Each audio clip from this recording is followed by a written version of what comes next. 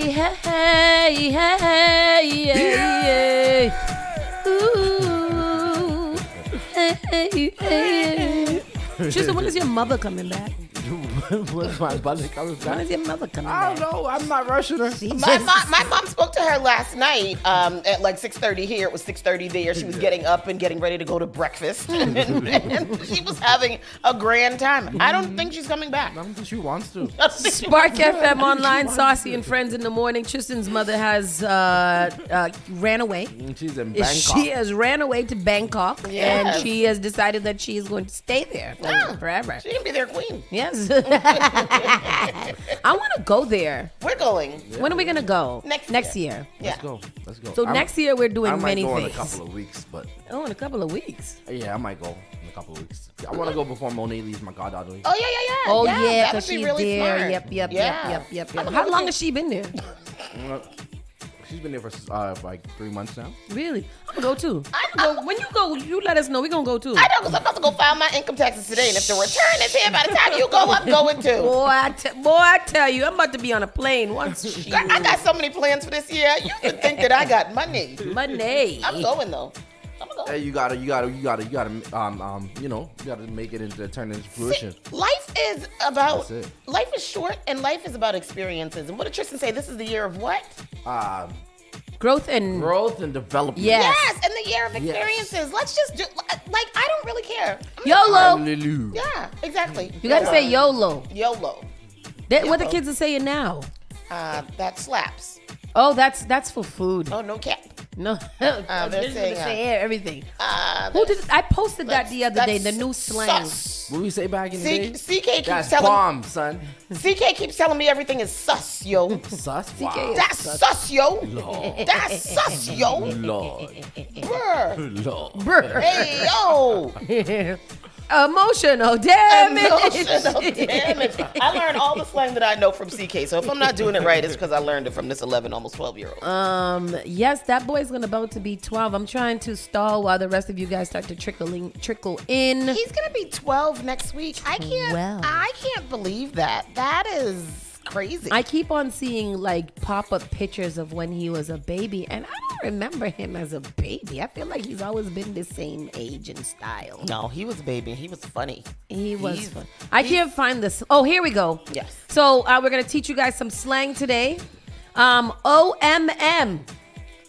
On my mama. On my mama. I knew that. my mama. Oh my On mama. my mama. ASL as hell. I think that's stupid. That's because not American Sign Language? That's what I thought it was, American Sign Language. WTS is went to sleep. No. NGL, not gonna lie. Okay, I like that one. ONG is on guard. Why? WBU, what about you? No. Everybody, EVB. GTS, going to sleep. It's not Grand Theft Auto. GTA, jackass. MBN, must be nice. Oh. ALR, already. STG, swear to God. YT is white, and we all know that one. TF, the F. Yeah, that's mine. OFC, of course. DPMO, don't piss me off. Oh. DTM, doing too much. Uh-huh. LBS, little big hoes. Oh, little bitches. I don't know how I got little big hoes. That was on your mind. What's up? LBS Freudian is slip. little bitches. LBS, laughing but serious. LV? BS. Why V? What if somebody my wrote girl at? DKM is don't kill me. LRT is last retweet. And YK, you know. You know. Yes, Yeah, yes. This is what the children are using in their everyday communication to each other. I feel like it's Morse code in a way for us not to be able to know what's going on. That's why we got to get familiar with the vocabulary and the acronyms in order to understand, because they could be sending each other some real serious ish and we wouldn't know. I hate acronyms. Your CORRECT Yes. is correct. But I give out INFORMANTION information. Me to NUFF enough. But in don't GET get me INBOLD involved. You But this is what I'm saying. Like, I would But rather see- the children spell out words than to do too. these abbreviation things that Well, they're that's doing the here. point of not spelling out the words. They don't want to be like her. They don't know how to spell. That's why. They don't know how to spell. She needs to start a YouTube page to teach children how to spell, read, and write. Yes. Because she the LIMP, limp. That's You a know. For real. We are here on the RADIO radio. Good MORNING morning. Spock, S-P-A-R-K. Spock. FM is just familiar. Familiar. familiar. Spock familiar. Wow. Anyhow, on check-in, I'm going to start that because where are we? I don't know. I'm here. Good morning. I had a really, really good evening. I had a good day. Yesterday, we went to a delicious lunch with our good family from Yamba Market. We went to Orchid 7 there in Dedham and enjoyed a delectable lunch. You know what? That lunch lasted me till about 8 o'clock Oh, that yes. night. Oh, yes. And I had Yeah, to yeah. force food down my throat Yeah. after that because I was like, I'm still not hungry, but Yeah. I know I have not eaten since 1. Yeah. So Yeah. something is, I got to What did eat. you have for dinner? What y'all had? Just some chicken fried rice. Oh, okay. I didn't cook the meat that you was assigned to cook. Well, because I wasn't hungry and I thought we weren't hungry, so I didn't cook it. I was high. I remember what I had. You? I had a hot dog. So I had a hot dog with the wheat bread, and I put it on the stove, so it buttered it up. Oh, you and got fancy with it. And I also had a peanut butter and jelly sandwich with buttered bread. Oh, You was up here gourmeting, But he gourmeting sandwiches? He was I a little tipsy when we left the restaurant. He had that one Tristan tried to Haitian zombie. Tristan had one Haitian zombie, filled half of it with water, and still couldn't finish it 'cause he was lit. that babaku. What was it? Babaku? Babaku, yeah. No, my food was really, really good. It was Yeah. really good. And so, and that was cool. And then the rest of the evening just kind of went really, really well. Last night I had 4 mini cucumbers and 10 M&Ms for dinner. It was so good. What? Were you high? Were you high too? You was high too? The hell is that? I just wasn't hungry. But I wasn't hungry, but I Yeah. knew I needed to eat because I was Exactly, starting yeah. to feel like a little weakish. Yeah. So I found the cucumbers and I chopped them up, with the sazon salad seasoning. That was really, really good. And then I had some M&Ms too. So that was my evening. But it was really good. And then I woke up this morning. I don't know. I feel like doing a cartwheel today. I don't know what's going on. Sauce did a little sexy dance for me out in the parking lot, which was also, started off my morning pretty good. And I came in listening to the new Dave East album, For the Love. Yo, first of all, he's fine. He's fine, and he's like 7'2". Second of all, that album, I just felt so good. Thank you. Shout out to my good friend for suggesting that for me. It really, really put me in a really, really good mood today. And I'm in a good mood. So if y'all have some time, go and check out that David East album, listen For the to it Love. today. It's really cute. Davies. Davies. I don't know. I like to call people by their full David first East. name. Christopher Brown. Christopher David Morris East, Brown, Robert Brown of Boston fame. I got an album for you to listen to. You should listen to Ghostface, Ghostdini, Adventures of Ghostdini. Ghostface sexy? Killer Tony Starks. I Yes. love him. Yeah. Ghostface Killer. Janet said last night she had curry beef last night, and you didn't call nobody. That's crazy. Curry beef and eggplant. You gotta Eh. eat that. Oh, I see Beverly Licorice is on the check-in. Oh. Curry beef and eggplant.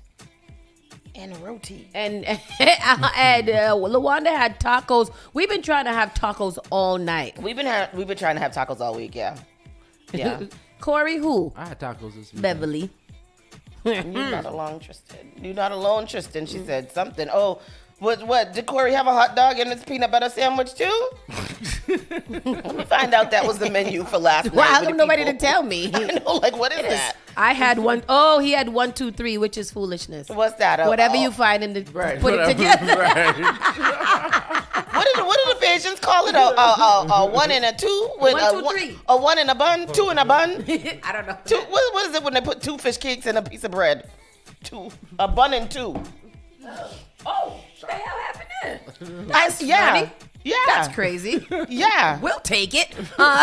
Good morning. What's the drink? Oh, the drink, she says. What drink, Beverly? What are you talking about? Oh, it's the ghost pep, the one from Fusion. What is it? The Jamaican ghost pepper? The drink. So she must be talking about the Haitian zombie, maybe. Haitian zombie. It didn't seem as thick that I thought. It was blue, so it does give you that blue tongue effect. When I had it, it wasn't blue. It was pink. So I don't know. I didn't know how they get it. That's probably why you had two of them and Tristan could only have one half watered one. Oh, they gave me the light version. They knew what it was that night. Hey. My evening was well as well. When I got home, what did I do? Nothing. Sat home. Sat down. And never left You again. closed yourself behind the door. Oh. And I was like, what is she back there I was doing? in a zone. You was in a cocoon. Yes. Oh, I was sleeping. I don't know. Also, after that, I could not stay awake. I was full and sleepy the whole day. What if they put something in there? I had to put something in there. Anyhow, let's get into this show. We have a special guest dropping in for a hot second in a little bit from ABCD to tell you guys some more gems that you can use in order to get your life jump started in everything. So, and then it just went back. It's interesting. So we will get into the show. Saucy and Friends in the Morning officially starts right now. Let's go. It's Friday.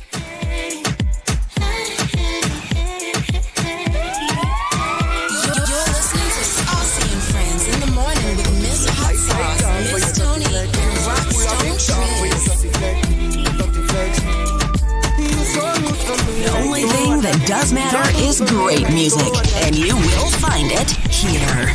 The all-new Spark FM. You are enjoying the miracle of radio. Radio. New England's #1 urban Caribbean music. Radio.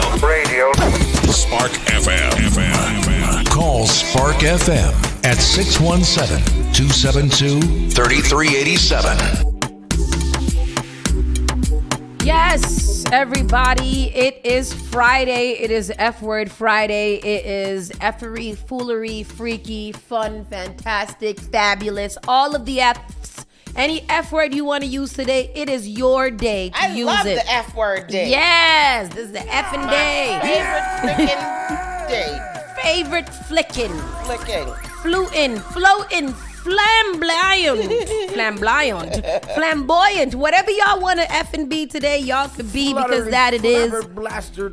It is Free Up Flagrant. Friday, and we are going to have a good time. Yes. A very, very good time. It's F1 Friday. Thank you, F1 Pastor Friday. Shirley. Flag Good. waving Friday. Okay. All right. Okay.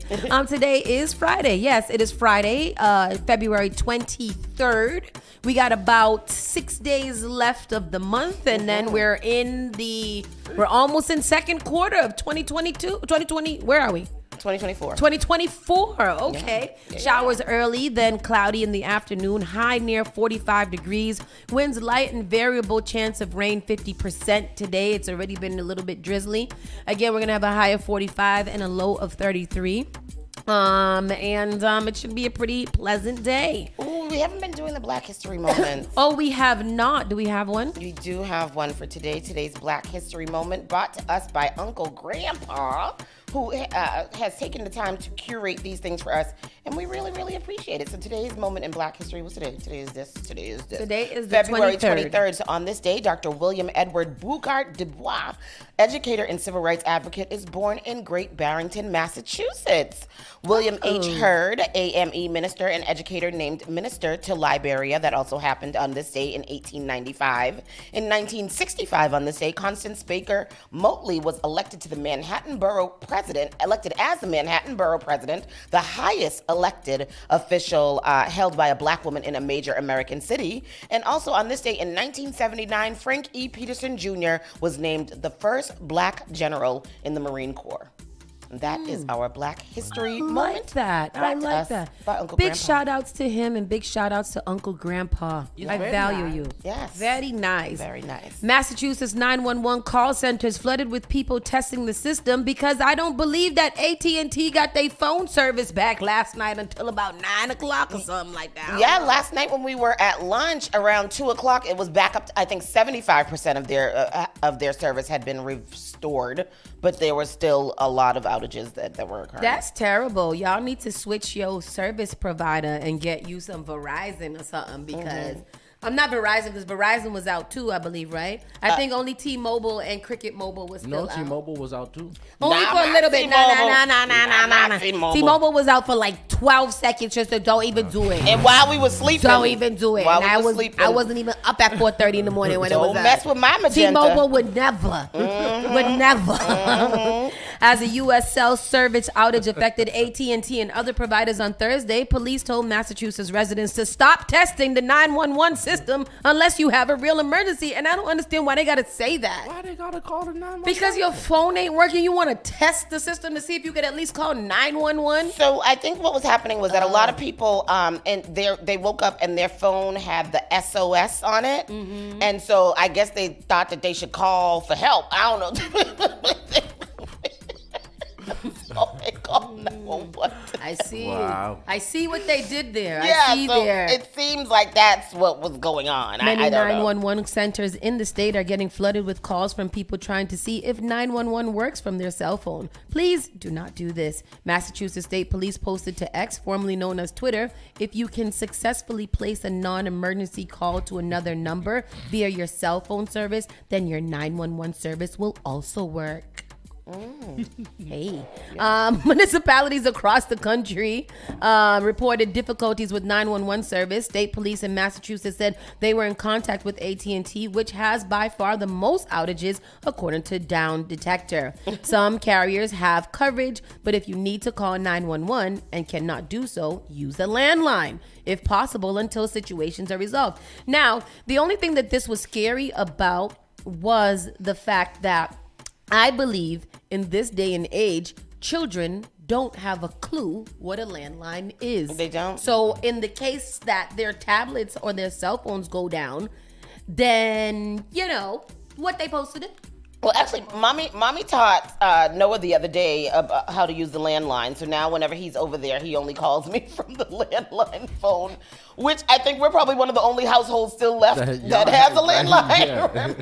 I haven't seen a landline in quite some time. That's the problem with y'all, because y'all so hooked on the cell phone and the social media, y'all don't get back to the roots. That's why the children's writing all in letters and they don't even know how to sign their name on a document. I know. Because y'all don't know how to use... Because now they have DocuSign. You don't have to learn how to sign It's a anymore. stamp now. Right. or you just click the button and it fills in your name for you. It puts it in cursive. Yeah, it's crazy. But yeah, so yeah, the landlines, I don't know. I don't know. Your house don't have a landline? No, we haven't had a landline in over 10 years. That's wild. I know, but who else has a landline? Oh, I think our parents have a landline. Sahara's parents have a landline. Auntie Maisie has a Auntie Maisie has a landline. I think Auntie Brenda has a landline.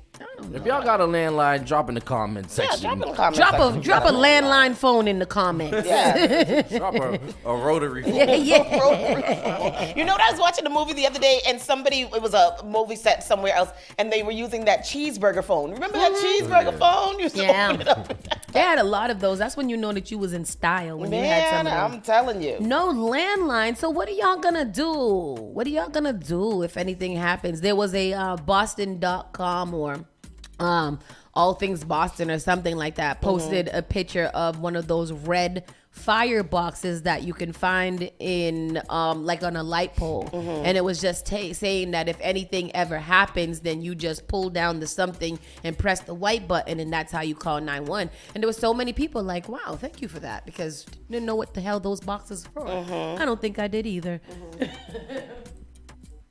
Okay, let's see. So I'm hoping that all of you guys' phone lines have been restored, because that could be, traumatizing for some of you. 5 people seriously injured after a head-on collision involving an ambulance in Foxborough. Authorities are investigating a serious motor vehicle crash in Foxborough, where police say 5 people were transported to the hospital, including a child.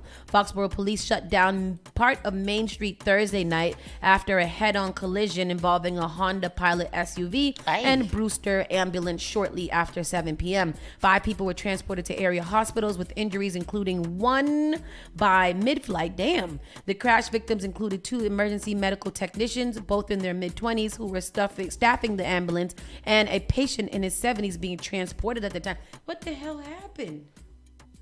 That's crazy. The Honda was being driven by a 40-year-old mother with her elementary school-age daughter, possibly in the back seat, said Norfolk police. The child was transported by helicopter to the Massachusetts General Hospital to undergo advanced treatment. Ambulances from Foxborough, Rentham, Plainville, and all of those. Here goes the clip, so let's see if we can see some little footage. Fuel spill that happened on this street that is left over this morning. The Norfolk County District Attorney's Office sharing details about what exactly they believed happened here, saying that it happened just before 7 o'clock last night here in Foxborough. Here on Route 140, the Honda and ambulance hitting head on. In video, our Boston 25 cameras captured. It appears the Honda is across the yellow line in the ambulance's lane, and both have front end damage. There's also a stretcher on its side on the ground. The DA says 2 EMTs who were in the ambulance at the time were hurt, and a patient in his 70s who was being transported was injured as well.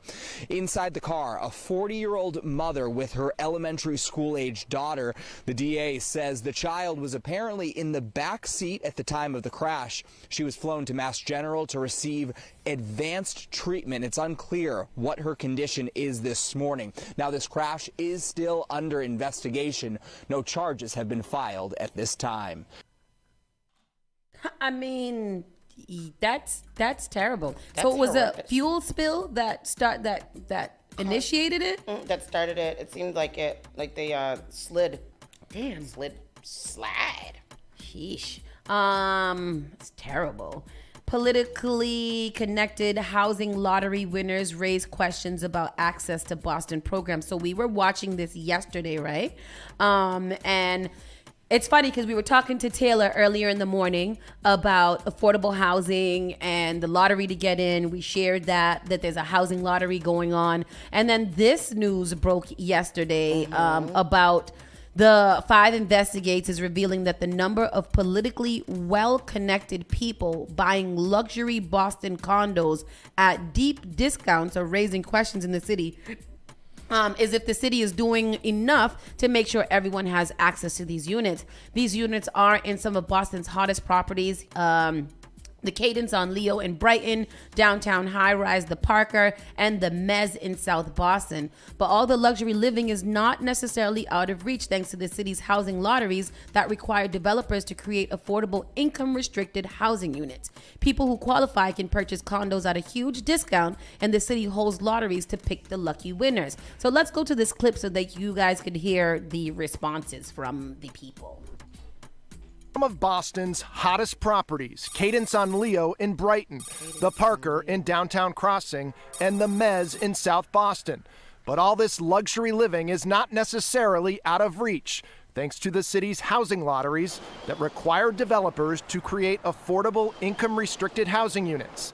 People who qualify can purchase condos at a huge discount.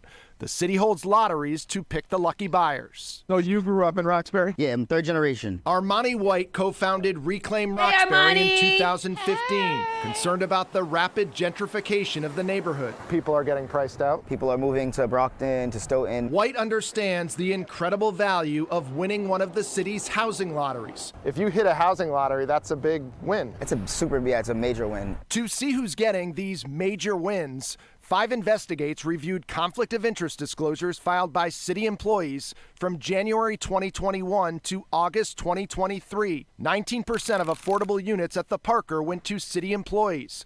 That number jumped to 38% at Cadence on Leo. And city employees or their relatives got 60% of the affordable units at the Mez. At least 35 city employees and their relatives won affordable home ownership lotteries. 8% of all lottery winners. The winners included the chiefs of staff of city councilors Ed Flynn and Brian Worrell. Do those raise red flags when people like that get those units? I think when it comes down to it, people are suspicious of government. When you see that, it doesn't look good. And then we're going to get into questions. Longtime Boston City Councilor Michael Flaherty's son was 22 when he won the housing lottery to purchase a one-bedroom condo at the Mez in 2021, paying just $186,000. Flaherty's been around for a long time. It's no surprise that his family knows how to take advantage of opportunities. Councilor Flaherty, who left the council at the end of last year, tells us he had, quote, no role whatsoever in his son winning the housing lottery. While there's no evidence Flaherty or any other city employees or their relatives did not follow the lottery rules, White believes the city needs to do a better job spreading the word about the lotteries and helping more people apply. We hear criticisms like, why is it so hard? Why is it so difficult? And Reclaim Roxbury isn't the only community organization raising concerns. Do you think the average person out there knows? We could, so you guys see where this is going. It's not in general, in totality, it's only about 8%. But depending on where you go, like the Mez only, first the freaking all. The Mez only had 5 affordable housing units. 5, yeah. Out of how many? Did it say how many? No, it was 5. The city got 3 out of the 5 that were affordable. So there was a total of 5 affordable housing units in the Mez in the first place, which I think is bizarre because how many rooms, how many places does the Mez have? Right. Like, is it 27? Because 5 of them are affordable? That's insane. And so we were talking about this yesterday, and two things could be right. Just because I work for or I am connected in some way or a family member works for a part of the city, depending on where it is, doesn't necessarily mean that they're benefiting me by me entering this lottery. Right. But I don't know. Well, I mean, we had a little kind of discussion about this yesterday, and I think like the family members, I mean, that's just happenstance, right? They won this lottery. But I don't think that the chief of staff, that sounds a little too, like that should be something that's not eligible. You work for the city, you have, it just, I don't know. I don't know if that's by chance either. You know what I mean? In a lottery. Because I can see how that could be incentivized, like, maybe you get paid a certain amount so that you can stay within the affordable housing where you can still be eligible for these. Yeah. And I do understand that city council chief of staffs, not necessarily like big corporations chief of staff, because they're not going to be making 6-figure income. Larry said he just Googled and there's 42 apartments in the Mez. Larry, there are 42 available units and only 5 of them were affordable units? Yes. Yep. That's absurd. Yeah. Here you go. Yeah, there they go. Janet says they only need to make 2 to 5% affordable in these units. So 2%. That's crazy. That's and they were childish. selling these apartments for what, $186,000? Yeah. Or less. Not even apartments, condos that now Condos. you can gain a little asset based, tax reduction off. That's insane. Yeah. Mind-bending Museum of Illusions to open in 2024 near Boston. Are we excited? You guys want to see some mind-bending illusions near Boston's Faneuil Hall? I do want to see that. I think I like things like that. I'm It's always up fun. for an experience, an adventure, things like that. So it's moving near to Faneuil Hall, aka Nubian Hall.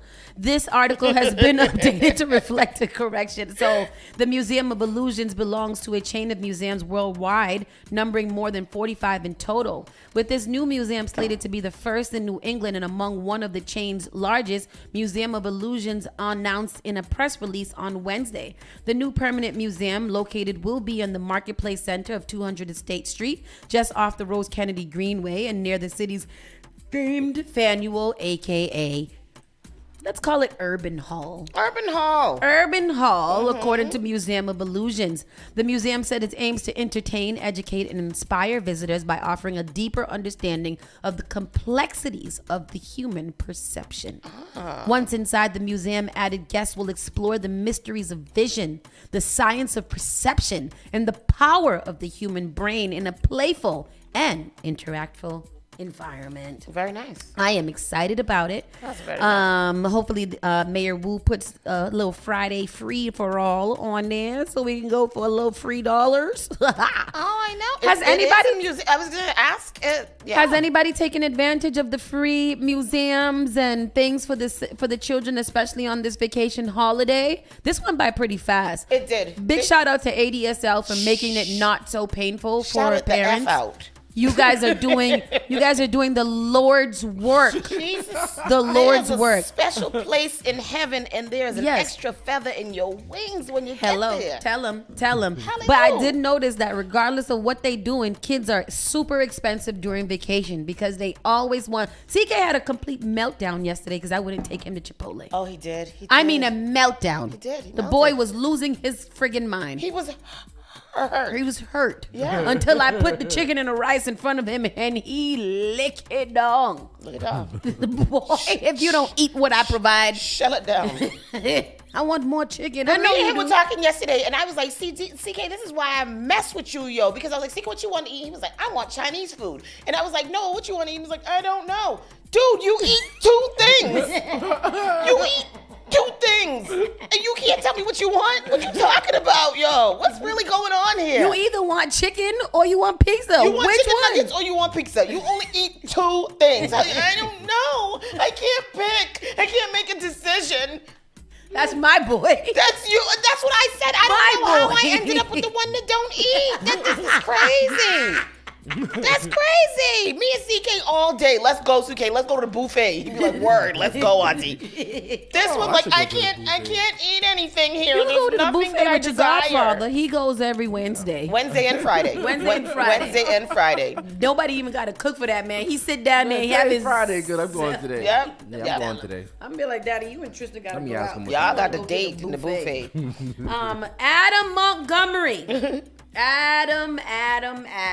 Adam Montgomery, I don't know. I'm not calling him nobody's father. No. The man who was given that little girl by I don't know who was found guilty on all charges of his daughter's murder. They should hang Brutal him. murder. They should.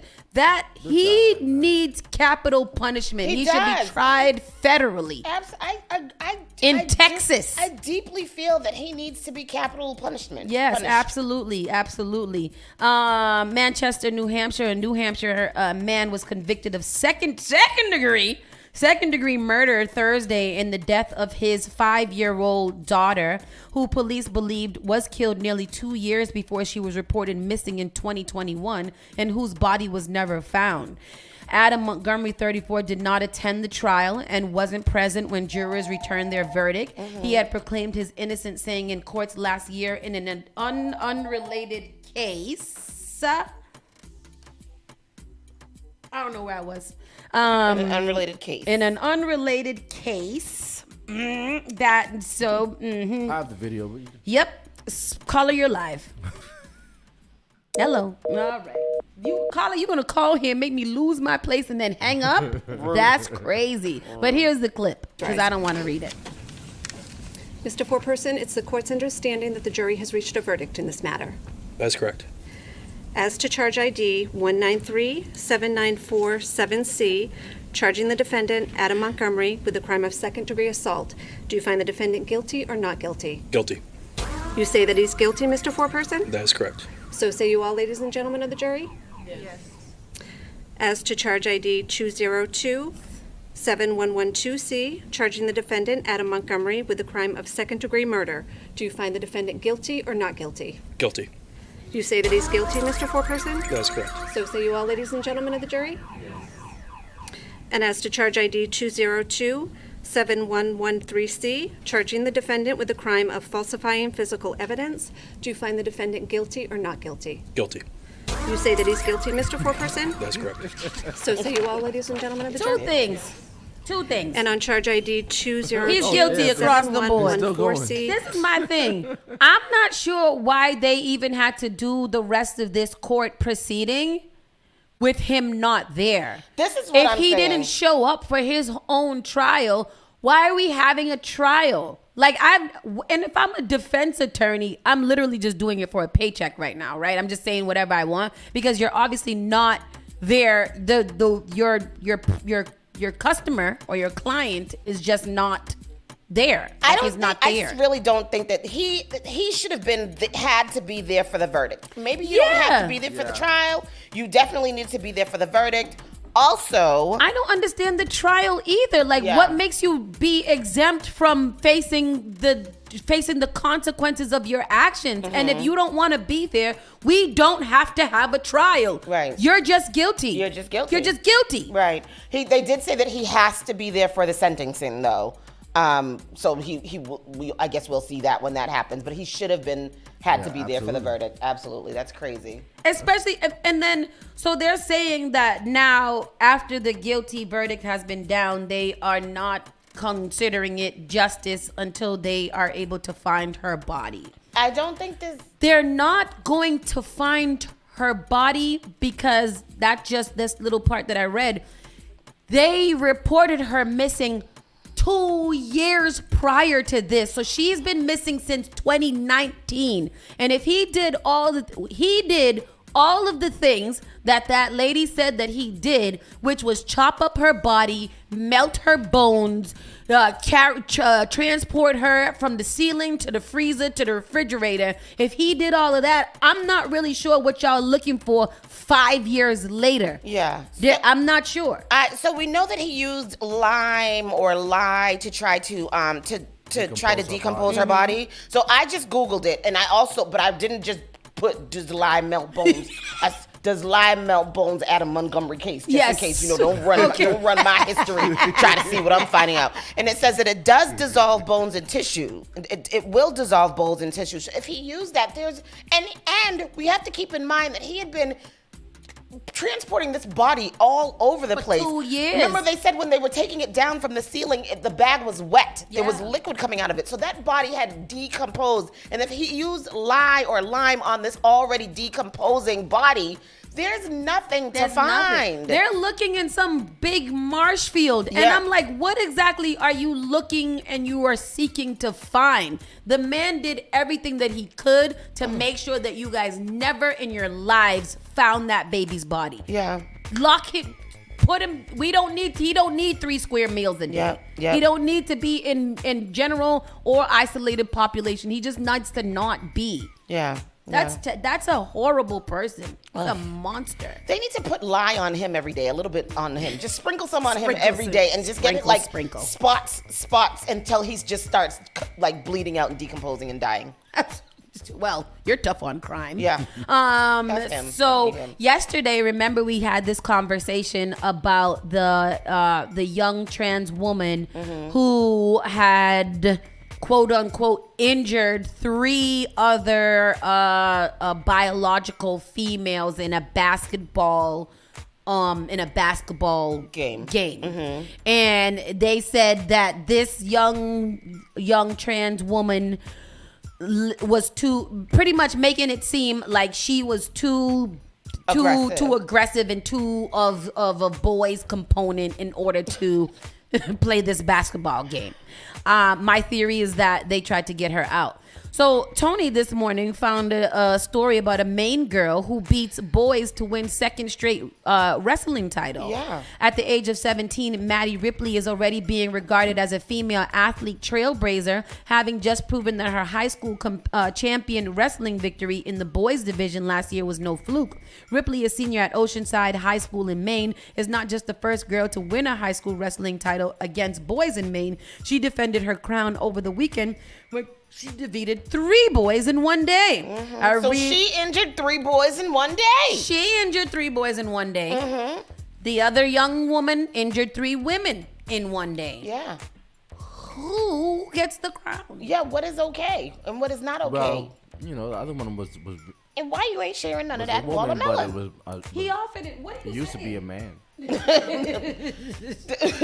I don't want to sound funny, but I don't know how else to say it. No, but this one who won the wrestling, she's a biological woman, and she identifies as a woman. She identifies as a woman, and she's on the boys wrestling team. And she beat all the boys in the boys wrestling team.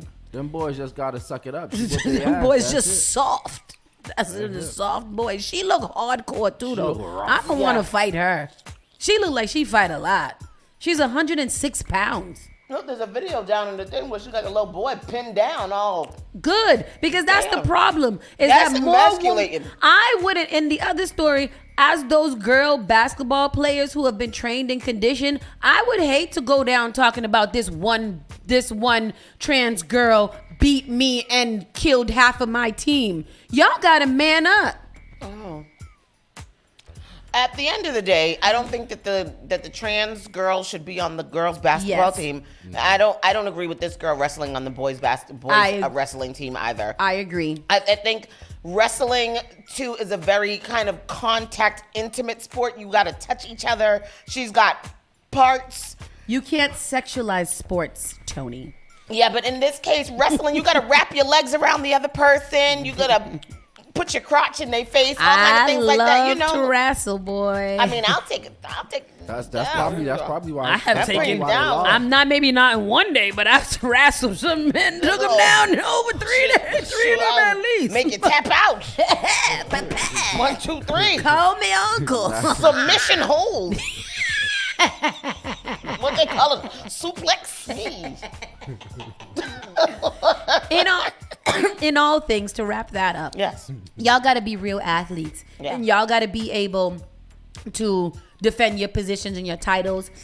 This leads me to the All-Star game when Stephen Curry went up against Bridget. I'm not sure if her name is Bridget. Steph Curry. Somebody help me. Steph Curry in the three-point shootout contest at the All-Star game. Mm-hmm. You know they have that. Mm-hmm. In this one, it was the first time that they did a 3-point contest between a man and a woman. Is she a WNBA star? WNBA star. Okay. She holds the absolute title for 32 points in the 3-point competition. That is the world record. So because Steph had previously owned the record, they decided to put them up against Sabrina. Mm-hmm. Sabrina. So in this All-Star game, they went head to head for each other. The first time that they've ever done this in an All-Star game. Okay. He happened to win, which was cool because I had a struggle because I said, am I a woman or am I black first? Because this is Black History Month, so I got to go for Steph Curry. But she's a woman. Yeah. So, you're always a woman first. Yeah. So I did vote for Steph Curry in the end, and he won. And I believe it was because Black History Month. But any other month, she probably would have won. And that's all I And gotta say. that's a little different because that's a skill test, right? So that's not no contact type sport. Basketball, wrestling, those are contact type situations. Although basketball is, but they weren't playing against each other.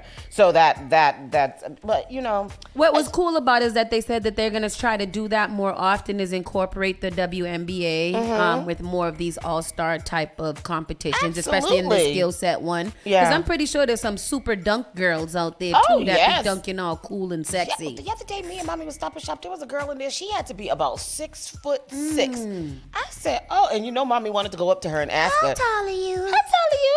And do you play basketball? But she didn't have a chance to. So, but she was really. I think that she would be one to like just dunk on somebody real nasty. I like that. Yeah. All right, people, we're going to go to a quick commercial break. And when we come back, we'll be talking to our good friends over at ABCD. I love it. And we'll be finding out about some more resources and things that are happening over there and that we want you to make sure that you guys are in the know about. So keep it locked right here. Spark FM Online, Saucy and Friends in the Morning. We'll be right back.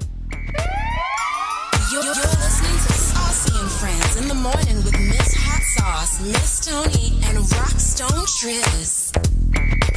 The only thing that does matter is great music, and you will find it here. The all-new Spark FM. Finally Home is a must-read, step-by-step guide that will equip any first-time homebuyer with the knowledge they need to confidently make informed decisions. This book provides answers in simple and clear terms to most, if not all, of the questions you may have about credit, home ownership, and generational wealth. Finally Home equips the reader with the confidence to be engaged with the home buying process without feeling vulnerable or exploited. Taylor Made Real Estate Easy is not just a catchy hashtag. It is real estate agent and radio personality Taylor Andre's goal. A goal to simplify one of the most challenging processes you will go through as an adult. A goal to educate you properly on credit and teach you the strategies to finding the home of your dream. It is not just a good book or an easy read. It is the secret to a seamless home buying experience.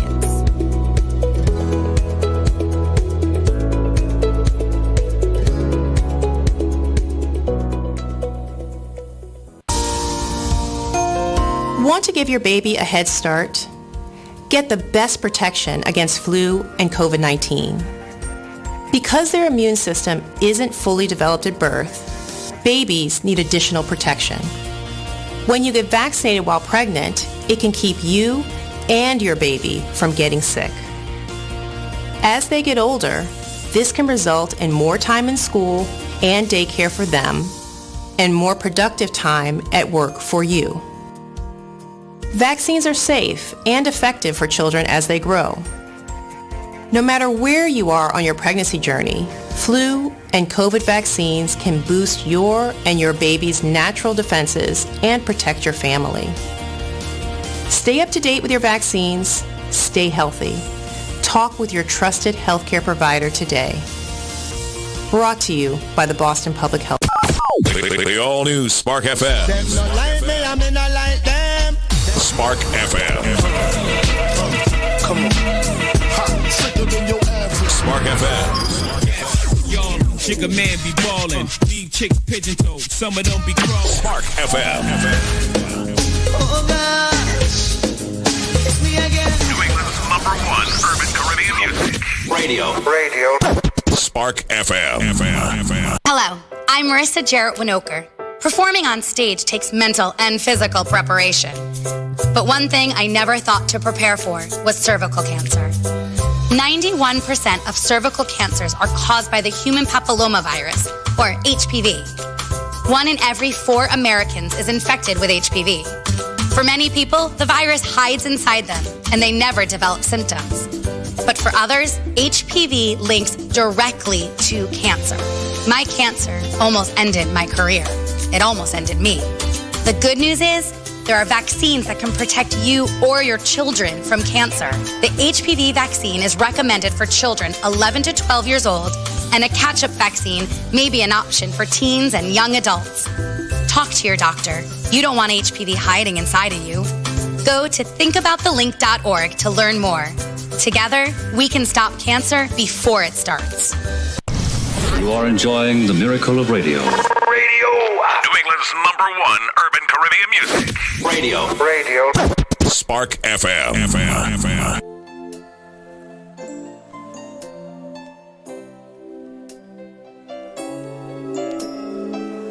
You're listening to Saucy and Friends in the morning with Miss Hot Sauce, Miss Tony, and Rockstone Triz.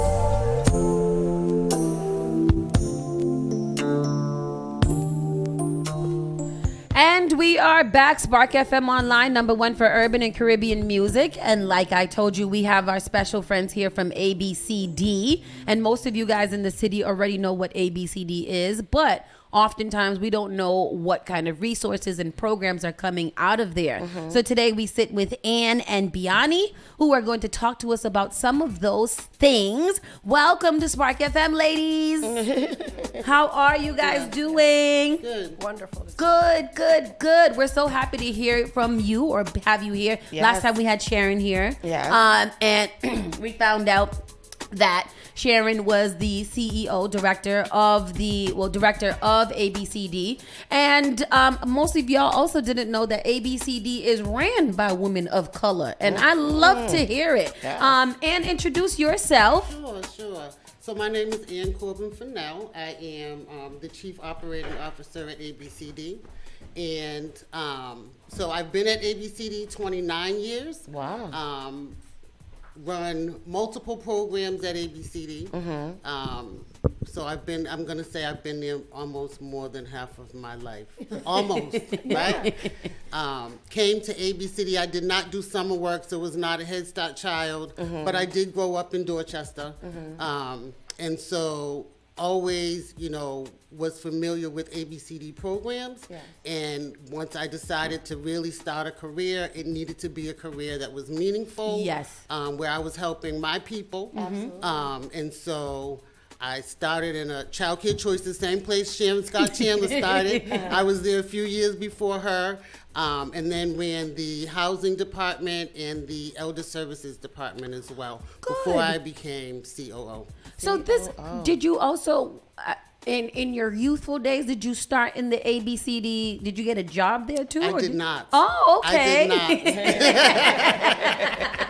And when I first started, the then president, Bob Cord, said to me, so what program did you attend as a kid? Because everybody that lived in Boston either went to Head Start or did summer work. And I was like, I didn't. I'm sorry. But I knew about it. Yeah. But I did it. I did it. And that's what we know about Boston. Like if you didn't, or if you weren't involved in the program, you at least knew about it. Absolutely. So ABCD is one of those organizations that have been around forever. And literally people will tell you, go down to ABCD, not knowing even what ABCD does. But they know that that's where you're supposed to send people for some help.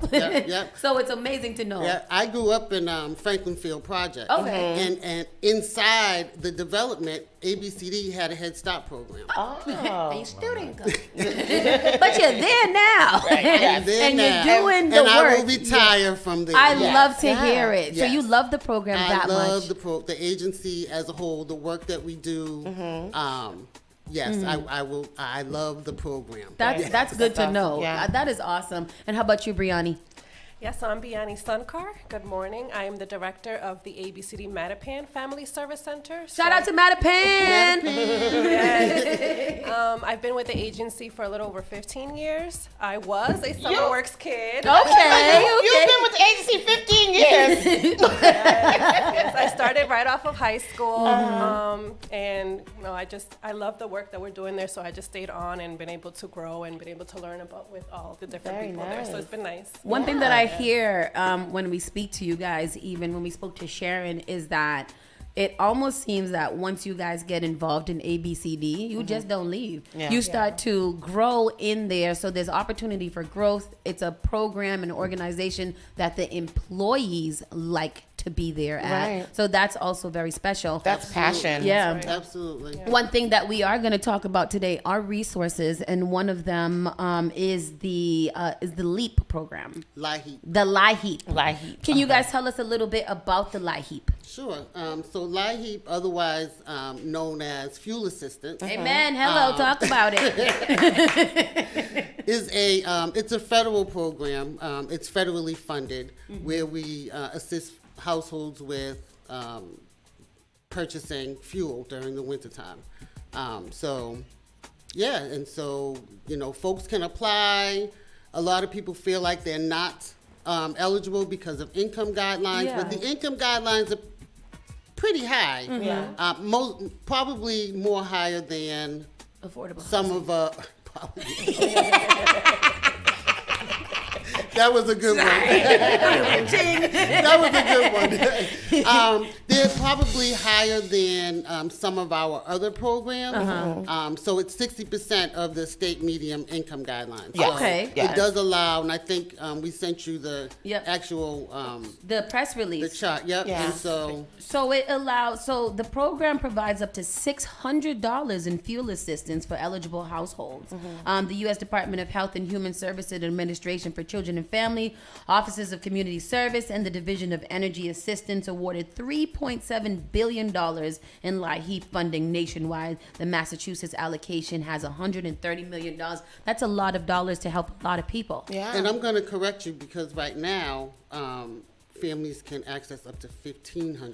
Oh, correct me every time because that's up to $1,500. That's right now, yes. Yes. And hopefully we'll go higher. How do people apply? And let me pull up the chart too, but how would people apply for this? Like, what do you need to have? Because usually people are like, yeah, I'm going to apply. They go to the application and like, oh, I don't have all of this stuff. What do you need in order to be able to apply? Yeah, so you do need to have proof of address. Of course, identification for all members of your household. proof of income for all adult members of the household. Okay. And then, of course, a document showing what your source of fuel is. So whether it's a gas bill, electric bill, oil bill, you need to provide that as well. Oh, there's a little chart in here. Yeah, well, I'm right not on the sure website, how. Go to it. You guys. Yep. So there's the income income what is it? What's the word? Income. Guidelines. Guidelines. Yes. Super. So a household of one person, the total gross yearly income $45,392, and it goes up to 8 people to give you an exact guideline. So for 8 people, $124.65. Over 8 people, you need to contact the fuel assistance. But for an average household, which we'd say like 4 people. So the income, the total gross yearly income is $87,294. Oh, and that's for 4 people. For 4 people. That is pretty good. Yeah, that is pretty good. Yeah. Have people? Is this not the first time that you guys have supplied fuel assistance? Oh, absolutely not. ABCD has probably done fuel assistance from our existence. Oh yeah. And so far from this year, when it begins in November. Yeah. For this year, we've processed already over 18,000. Wow. 18,000 applications. Last year we did up to 30,000. Wow. Right. And the deadline, just to let you all know, it's April 30th is the deadline. So for April applying. 30th, but it starts in November. In November. Okay. So we got time. Well, you don't have a lot of Plenty time. of You got time. it. Yeah, you have plenty of time to apply, and then wait for because these things do take a little while to be processed. And the fuel assistance goes towards like what exactly? Can you? It can pay for your oil Okay. heat. It can pay for gas heat, electric heat. Okay. It can even, in some instances, it will also help pay for people who have heat included in their rent. Yeah. And so folks who think that they're not eligible should at least call to find out, whether or not they can access the benefit. This is wonderful.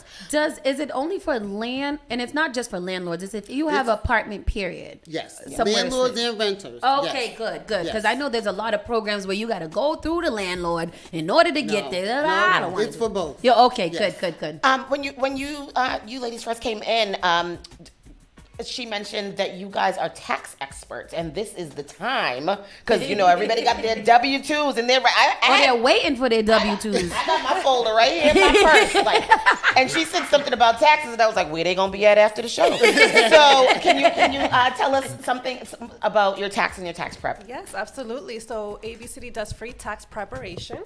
Did y'all know at 11:30? And that's free. FREE. And we here at Spark FM, we value the word free. Yes. For Boston residents and those who live in the Mystic Valley area who make under $64,000. And the reason why we go up to $64,000 is because that's the Earned Income Tax Credit Max, which is one of the credits that working individuals and families are eligible for. And so we ensure, in collaboration with the city and the IRS, that all individuals who come through our doors receive all the eligible credits that they are eligible for and granted. So we do the preparation. Clients come into our office. We collect all the documents. We do the preparation. They walk out with a completed tax return.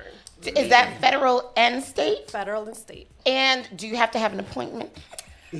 Call our offices to schedule an appointment, and we'll let you make know one about now. all the documents that are needed. The number isn't. What is the number? I can give you the Clearly, she has alternatives. I got every paper right here with me. I will Just slide it over. So we have a tax office in almost all the neighborhoods of Boston. Oh, wow. Through our neighborhood center. So Mattapan's one of them. Rosendale's close to by here, and then we go all the way. Where is the one in Mattapan? Just for what do they look like? These ABC tax centers. Yeah, so the one in Mattapan is on 535 River Street, right in Mattapan Square, across from T-Mobile and the Church of the Holy Spirit.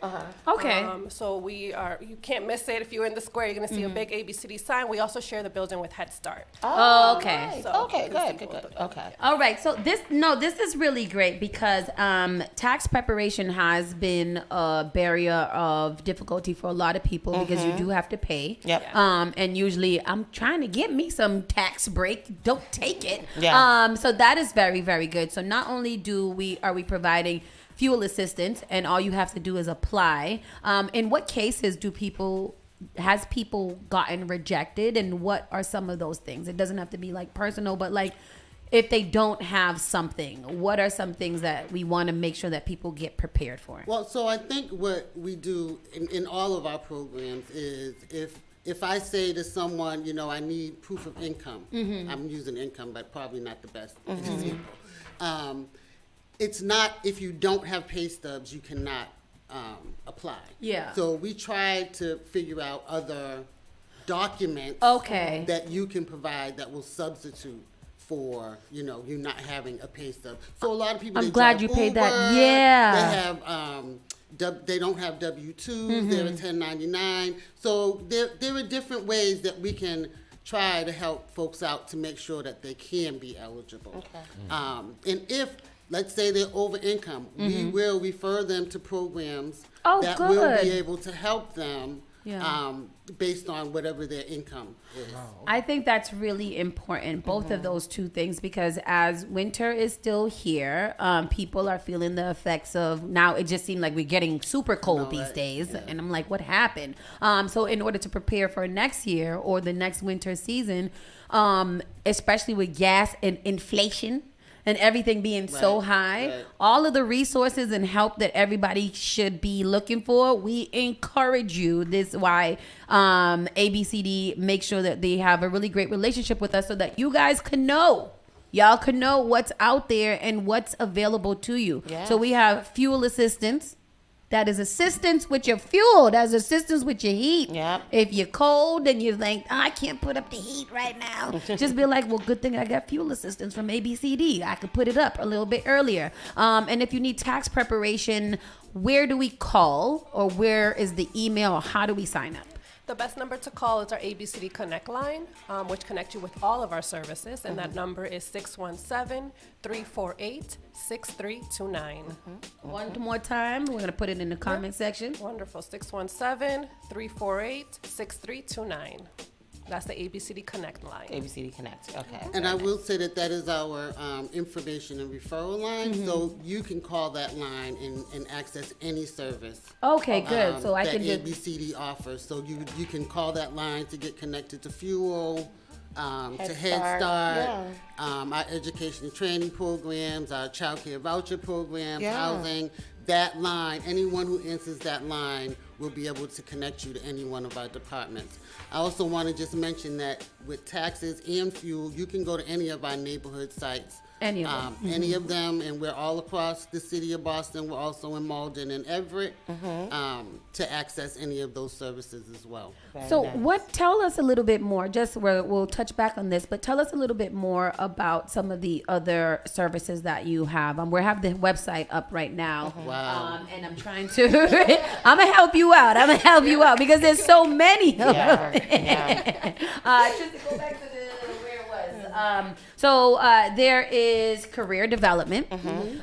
This is where you can go in and get help with applications, job assistance, resume building, working to see what's available, and doing some good work. English for speakers of other languages. You guys provide translation services and things like that, or just more classes? ESOL is classes for individuals looking to learn English, and we have 3 different levels. We have basic, intermediate, and advanced. Okay, good, because I was watching, it's not ESL, but American Sign Language. I was watching Abbott Elementary yesterday. And I was thinking, like, I wonder where the other resources would be for people that need services like that to go and get them. Level up, if you want to make a life for yourself. What's the level up?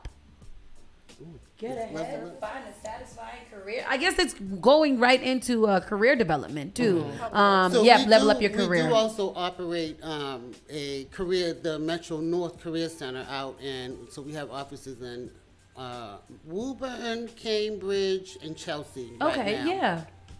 And they have several different programs. They have programs that run out of that career center for what they call BRIC, which is returning citizens, folks coming out of incarceration, helping them to get employed. So our education and training department offers all types of services, and they do get a lot of referrals from the Boston area as Oh, well. good. See, these are the types of things that I just want people to kind of recognize. We're here talking about fuel assistance and tax preparation, but once you call there, you might want to just stay on and say, how can you help me with food or health or housing? Especially when housing, immigration, Yeah. finances, elder services, energy, education, all of these things. That's awesome. How many departments do you Oh, my guys goodness. have in there? So that number grows every day. Okay. I'm like, as there's new needs every day. right? Absolutely. And so I think that's what we are really good at ABCD. As needs change, we do look for those resources to be able to address those needs. So at one point, we weren't doing food security. Once COVID started, food was almost food and rent was number one. Oh, yeah. And so we did not stop after COVID. Well, COVID's still not gone, but you know, we didn't stop when things started to slow down. We continue to do food security. We do food pop-ups. So I mean, it's really based on the need that we see, on whether or not, you know, we feel like we should access resources to help. And that food one, which is so crazy in America, food should just be free. But you know, like people still very much struggle with that, and a lot of people. So if, or in the instance of food, a lot of people are not eligible for like SNAP benefits. How would ABCD kind of help those people with food insecurities? So they're doing two different things right now. So they're doing the food pop-ups in different neighborhoods. And then they also do food delivery. The food delivery is really geared toward folks who are homebound. So elderly, disabled. And they have food delivered to them on a monthly basis. Good, yeah. And really good food. And then you have I'm say that.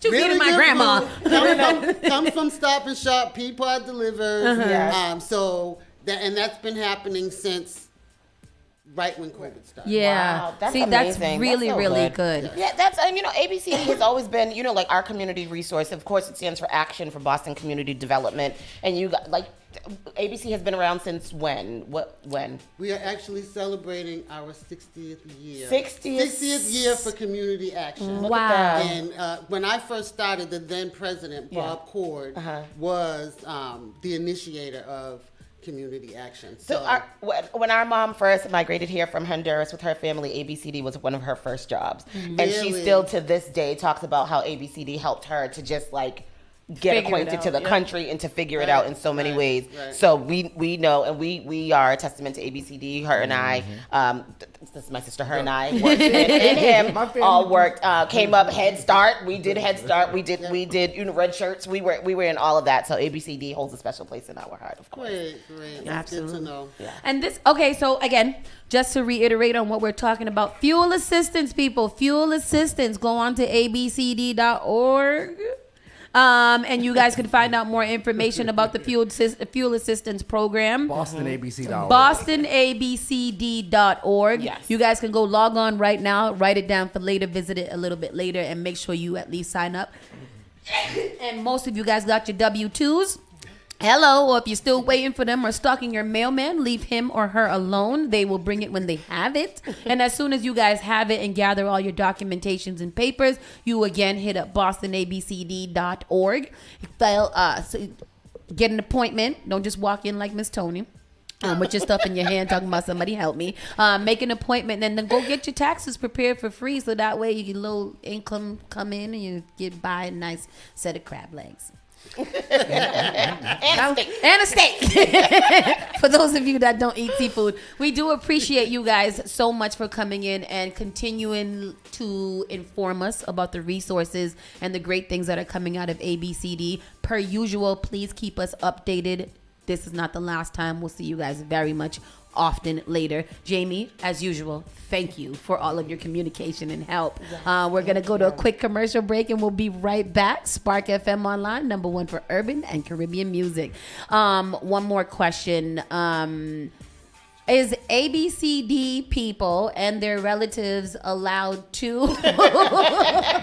Are they eligible to get it? Because we were just reading about the housing crisis. So I just want to make sure. So is the question, Are our relatives allowed to apply Yeah. for? Absolutely. Okay, Yeah. good. I would not be allowed to process my relative's application. Right. But You should not be doing that. If they are eligible, they are absolutely able to access our services. Absolutely good to know, because we know a lot of people work for ABCD, and we just don't want to make anybody believe that they can go sign up and like, damn, my auntie worked for this. Sorry, stay cold the whole winter. Again, thank you guys so much for coming and visiting, and we'll see you guys soon. Yes. Thank you. Spark FM Online, Saucy and Friends in the Morning. We'll be right back.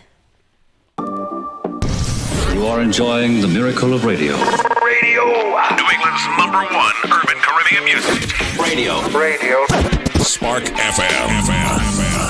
JP Morgan Chase is making a global commitment to break down barriers to drive inclusive economic growth all over the world. We believe there is a pressing need to help more people move up the economic ladder. That is why we are investing in communities and people to create an economy that works for all, because no community should be left behind. Right here in Boston, we're focusing that work in Dorchester, Roxbury, and Mattapan, among other neighborhoods, on improving financial health. These efforts aim to address the key drivers of the racial wealth divide head on. We're here to empower individuals, families, and small businesses by connecting them to the tools that build generational wealth and a long-lasting legacy. Chase is investing in Boston. Chase is investing in you. Visit us at the Mattapan branch at 1617 Blue Hill Avenue, where the team is waiting to help.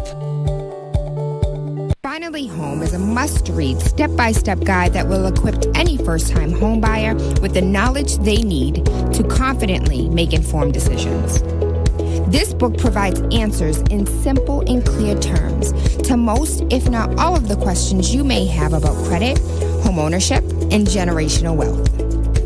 Finally Home equips the reader with the confidence to be engaged with the home buying process without feeling vulnerable or exploited. Tailor-made Real Estate Easy is not just a catchy hashtag. It is real estate agent and radio personality Taylor Andre's goal. A goal to simplify one of the most challenging processes you will go through as an adult. A goal to educate you properly on credit and teach you the strategies to finding the home of your dream. It is not just a good book or an easy read. It is the secret to a seamless home buying experience.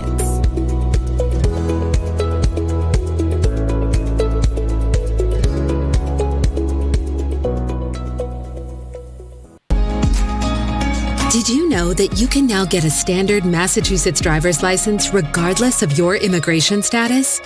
To get help with your application, a list of all required documents, and nearby appointment scheduling, visit mass.gov/WFMA. Your license is your way forward, so why not get started today?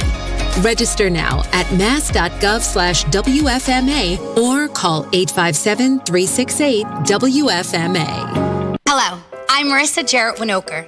Performing on stage takes mental and physical preparation.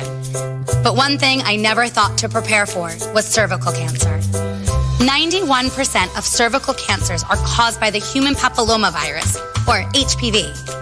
1 in every 4 Americans is infected with HPV.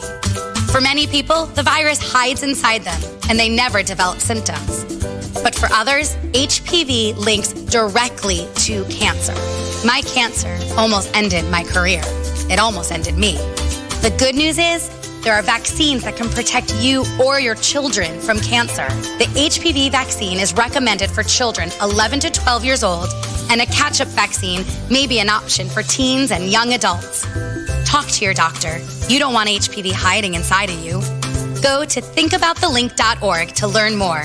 Together, we can stop cancer before it starts. Spark FM. Wizzy boy, make me dance. Daddy, oh, make me dance. Igniting the airwaves. Spark FM.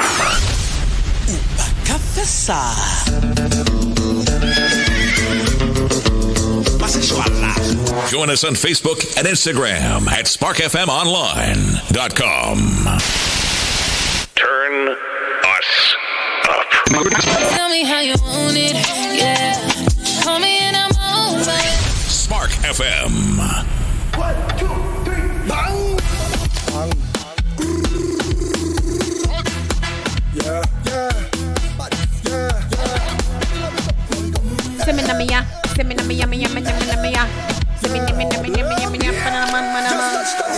Hey, hey, hey. Oi, oi, oi. It's Friday.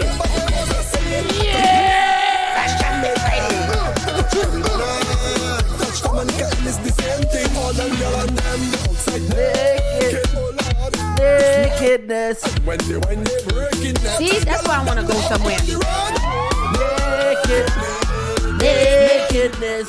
We gotta go. Oh, you know what we can go? Where we gotta go? Next month we can go to SSS in DC. Oh, let's go to it. Let's go to it. Tristan. DC, let's go. Yeah, Tristan, Road trip. we going. I jiving. Okay, we're there. Road trip. We gotta plan it now, because you know Tristan be ready to go and we be slacking. And Tristan bought the ticket. He bought the ticket already. He already bought the damn ticket. Are we doing the entertainment? Tristan already bought the ticket, rented a car. Man. You don't leave us alone. Let us work. let us work up in it. God damn it. It's time for our national and world news. We're gonna breeze through those. Let's see what we got, Miss Tony. What do we have? Biden yesterday met with Alexei Navalny's widow and daughter in California. Alexei Navalny is the guy that Putin killed in the jail. You know the guy that Putin... President Biden on Thursday met in California with the widow and daughter of Alexei Navalny, the prominent Russian opposition figure whose sudden death in jail last week is being blamed on Russian President Vladimir Putin. Biden met with Yulia and Dasha Navalnaya in San Francisco, expressing condolences for what they do. They got a whole bunch of different names in this thing right here. There's Navalnaya and Navalny and all of these things. Anyways, he was an opposition person who was against Putin. He had been in jail for a long time, in and out of jail or whatever. Mm-hmm. Putin was always after him. He had disappeared for a couple of weeks, and then all of a sudden he's turned up dead in the prison. Oh no, Putin killed him. Putin killed him. So anyways, Biden met with his family yesterday to talk about what was going on. Why don't Biden met with anybody else? Biden don't got nobody else to meet with? I don't know, Joe Biden. Because why is Biden meeting with Putin's with the people that like why what is his Biden don't got all the things that he got to deal with, like trying to win this election that he's gonna lose? This is what I'm saying, but I think he's trying to win that by trying to get, because you know Russia has influence on the votes. So he's trying to be friends with them. I saw a video with Putin saying he likes Biden much better than he likes Trump. I have seen that video too. He did say that, and that's crazy because I'm not sure if that's a good thing, guys. Because Biden be talking down on that. Biden be So yeah, that was weird. What's y'all name? Tristan Dink? I just sent y'all a flyer. Joe Biden's dog Commander is in trouble. He's been biting up the Secret Service people. He's bit at least 24 people. I thought he's a German Shepherd. Y'all said he's a German Shepherd. Yesterday on The View, they were talking about it, and they were like, well, that's because he's seeing something that the Secret Service is missing. So that he'd be biting them to get their attention. Like, look at that. This is what I'm also talking about privilege. Because there's a meme going around where German Shepherds are the state troopers of dogs. Yes. So they can't say the N-word. However, if it had been a black dog that had bit one person, he would have been put down. Why Biden dog get to bite everybody? He half black. He half black because Kamala. He's half black. He don't get to bite him. He's in trouble for that. So Commander, calm down. JetBlue. I'm tired of JetBlue. JetBlue quietly increases its checked bag fees. First of all, JetBlue, relax. While we don't like increasing our fees, it's one step JetBlue. we are taking to return to our company back to profitability and cover the increased cost of transporting bags. We got to pay because y'all suck as an airline and people are no longer trying to fly JetBlue, who is the Feng Wall of the skies. Are people realizing that JetBlue and Spirit are the same? They're the same exact thing. The same thing. So that people get all bougie and turn your nose up at Spirit. When Spirit, at least you'll get to your destination, maybe not as comfortable as the nicer planes of JetBlue. Right. But at least they won't cancel your flight and leave you stranded and charge you extra for some bags. And you know what you're getting. You know what you're getting. JetBlue customers who don't plan ahead, who don't plan ahead will now pay more for checked baggage. Say that. Logan Airport's largest carrier has joined the U.S. airlines this year in raising fees for checked luggage. This month, JetBlue quietly increased fees for bags checked within 24 hours of departure.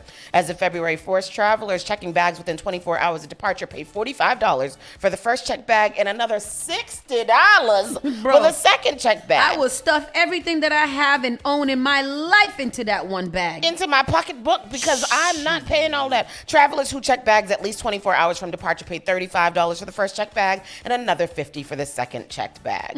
So that's and how much it doesn't mention in here that you now have to pay for your carry-on on JetBlue as well. What? You have to pay for your carry-on. You can't bring a carry-on on JetBlue no more. Why not? Because you have to pay for it. So, okay. So y'all mad at Spirit because Spirit charges y'all for everything again, and y'all still gonna go to JetBlue, who's saying that you can't even. Spirit tell you, like you said, you know what you're paying for. Yep. Before you get on the plane and you book your flight, Spirit give you every option that you can possibly have to get it for less. It gives you the prices if you get it now, and it gives you the prices if you get it there. Yep. You know exactly what you're paying for. JetBlue, they just be like, you going to the bathroom? Guess That's what? $65. Exactly. Ooh, you're bad. You should have booked this 23 hours and 1 hour ago. But anyhow, what I'm saying, 23 hours and 59 seconds. Anyways, just JetBlue. I had to delete my JetBlue app earlier this year, last year, because I was like, you ain't doing nothing for me. And my Spirit one is prominent. Yesterday, the U.S. was successful in landing another thing on the moon. The lander's choreographed descent was the first for the U.S. since 1972, when Apollo 17's Gene Cernan and Harrison Schmitt left the last boot prints in the desolate gray dust. It's just a lander. A lander. It's not people up there. So they launched it yesterday, but they said that they're having communication. The signal is weak, but they know that it landed. Random fact. There's a lot of human poop on the moon. Why? Because when you get up there, you just throw it away because you don't want it in the ship anymore. I don't know where I saw that, but they were like, there's tons of human remains and poops. Well, not remains, human excrements and poop and things like that on the moon. You put it in a bag and you just lay it there. Ain't nobody it's not bothering nobody. So you just put your poop out on the moon. Oh. Sorry. Go ahead. Wow. Thank you for that interesting fact. We got a Junior Schneider here on the thing. Yo. Schneider Jr. here dropping the knowledge. That's crazy. I'm learning a lot from Schneider. I got to be that same person. I have to know facts. I mean, you did tell us that there. So this Odysseus, its name is Odysseus. It's carrying NASA experiments. It reached the moon on Wednesday, 6 days after rocketing from Kennedy Space Center in Florida. So that's up there chilling. There's a weak signal, so they don't really know what it's doing, but they do know that it reached. Federal judge affirms MyPillow's Mike Lindell must pay $5 million in election data dispute. He should have just stick to selling pillows. He should have, because he shouldn't have got all involved in the politics, because now your pillows suck. And now everybody's returning them, and you're a Trump supporter, and look at all, now you got to pay $5 million. You selling that much pillow? Is he? Because I think people stopped buying his pillows after he came out with all this Trump foolishness. Oh, the guy that bet the MyPillow. A federal judge on Wednesday affirmed a $5 million arbitration award against MyPillow chief executive Mike Lindell in favor of a software engineer who challenged data that Lindell said proves China interfered in China. Yo, China gets blamed for everything all the time, and I just feel like China just be minding its business. Like, leave me alone if you want to get this. I know China don't want to do nothing but sell Temu and be happy. A little child labor. Yeah, leave it alone. That's their culture. So he said that they interfered in the 2020 presidential election and tipped the outcome to Joe Biden. Lindell said he plans to appeal. Asked if he can afford to pay, he pointed out the breach of contract lawsuit was against one of his companies, Lindell Management LLC, and not against him personally. Of course we're going to appeal. This guy doesn't have a dime coming, Lindell said, sounding just like Donald Trump. Lindell, a prominent promoter of false claims that voting machines were manipulated to steal the 2020 election, launched his Prove Mike Wrong challenge as part of a cyber symposium he hosted in Sioux Falls, South Dakota in August of 2021. Lindell offered a $5 million reward through Lindell Management for anyone who could prove that packet captures and other data he released were not valid data from the November 2020 election. Again, sell pillows and mind your business. What else do we have here? Biden's dog commander. And then this very last story. This is a little WTF. Well, not really WTF. I don't know. I'm conflicted. So this is an Instagram post that I came across where is this wrong? A black teacher is under fire for creating segregated doors in honor of Black History Month, claims she wanted to show real life example of how it was back in the day. And I don't know, Triz, if you can pull up that picture, but she has 2 doors to her classroom, and she labeled one colored entrance and the other white entrance. So according to the WCNC, a teacher at West Charlotte High in North Charlotte, North Carolina, decided to decorate her door to represent a Sears store from the 1930s that was segregated to give the students a real-life example of how times were during the Jim Crow era. The teacher, who is black, immediately received backlash from the seemingly tone-deaf decorations. Though it can be perceived as something negative without context, the teacher's daughter, LaQuinta Caldwell, she's black, says we should view it as an educational moment. Really? Her only thing was making sure that the kids knew or could see a visual of how things were back in the day. The purpose of the door was to show that Sears, which is a department store, was one of the first stores that allowed blacks to shop with white people. Though it was decorated for educational purposes, the teacher was forced to take it down by the school's leadership. So what do y'all think? Is that educational or is it distasteful? I don't know. Yeah. I don't know. It's distasteful. It's distasteful. I think in 2024, with the world being as it is, very sensitive, emotional, impulsive, I think that you could have displayed this on a piece of paper and showing them that. I think that this sets it up. Because, there's pictures of this. You didn't have to decorate your school. See, that's what I'm saying. Like, I think that it could have been a printout that had a colored door. Like, this could have been a picture that she designed and then she printed out for the children to whatever. Maybe it's, or put up on the board. I'm not sure if we needed, and then I don't know. So CK is almost 12, and I don't know if CK thinks about white people and black people as a different thing. So I'm not sure what grade was this, and I'm not sure if it was just him. But like in Noah, does he distinguish between the colors of people when he's talking about them? So he doesn't. But with Black History Month, and of course Noah goes to a all black school, and so they have been studying Black History Month a lot, and so he's heard about white people and black people in one of his social studies things the other day. So he was talking to me and he was like, because white Americans and black Americans and things like that. So that's the way that he talks. So we're talking about the children who sat at the lunch counter was one of his things. So I don't know if he still kind of distinguishes, because that's not. It's not a reality for him. You know what I mean? So he doesn't have a lot of exposure to a lot of white people. What age? Interesting. Yeah, that's what age group is this? Yeah, that's what. This is high school. This is high school. Yeah. So here's a little background, and this is a comment from somebody in the comment section. She says, "So here's a little background on these doors. I'm from Charlotte and spoke with a couple teachers who are admin for that high school. There is a door decorating contest, and each door is supposed to tell a story. This is a story of Sears opening its doors to black people. If you Google the story, it will pop up if you are unfamiliar."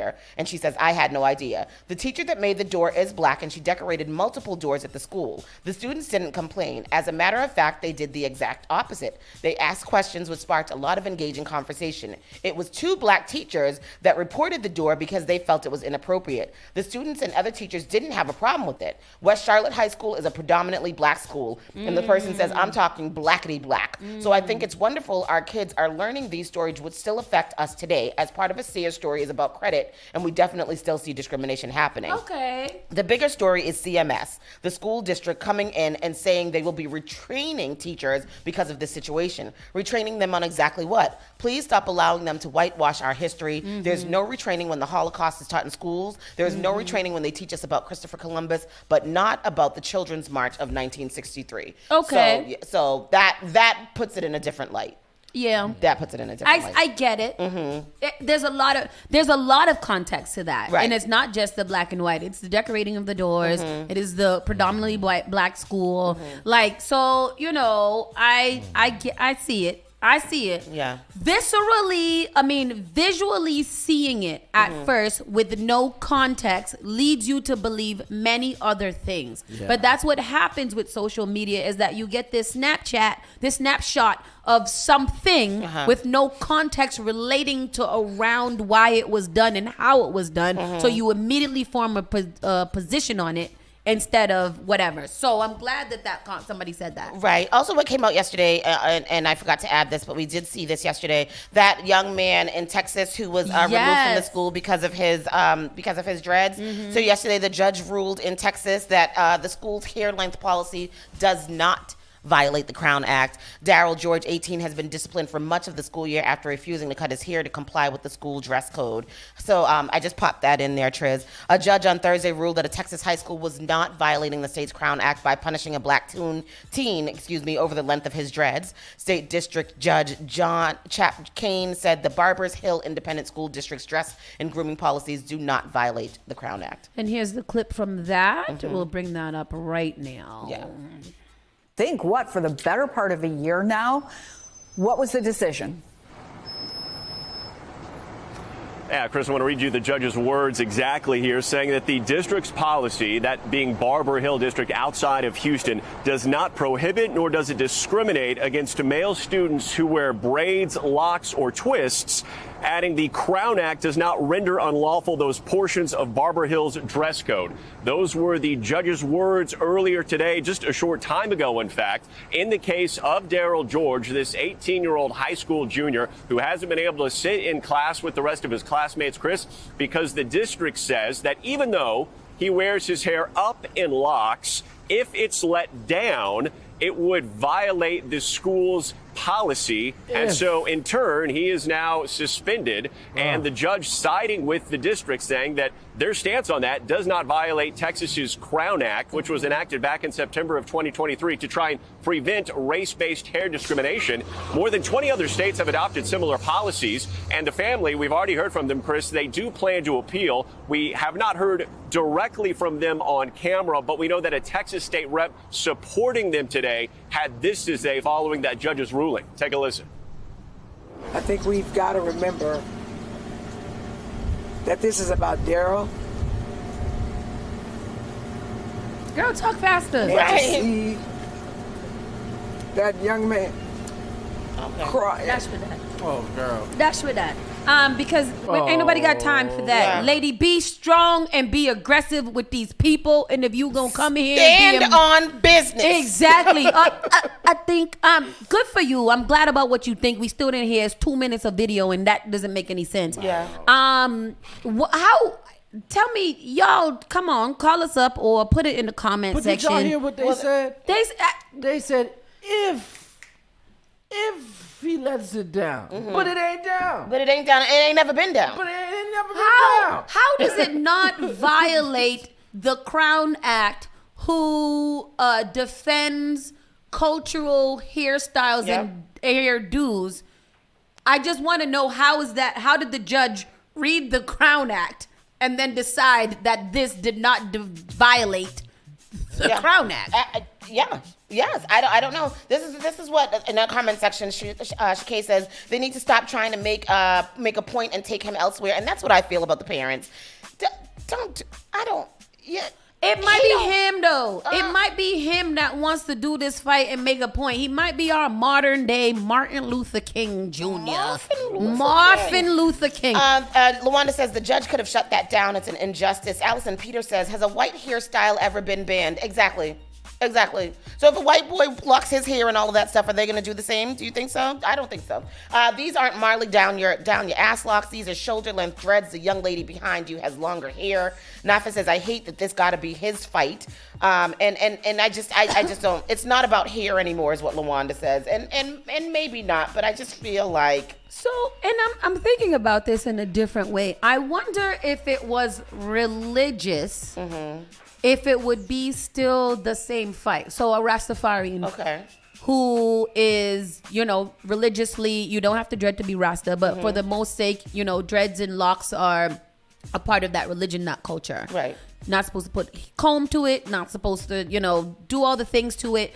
Would it have mattered if there was a religious aspect on it versus a decorative style for his hair. So I don't And know that if would be protected by some other, yeah, not by the Crown religious Act, by some- prosecution right. or something like that. However, in this situation, I do believe that even if this child does want to fight this good fight, that he can fight it in a different school and still have this same whatever. You should not be He's pretty much in, what did they put it, in solitary confinement at school doing his work because he's fighting the good fight of the Crown Act. I'm not really sure, or I'm not really understanding what is to come of this and his life, because you're 18 and you spent your whole senior year in solitary confinement. Is this the fight you wanted to fight?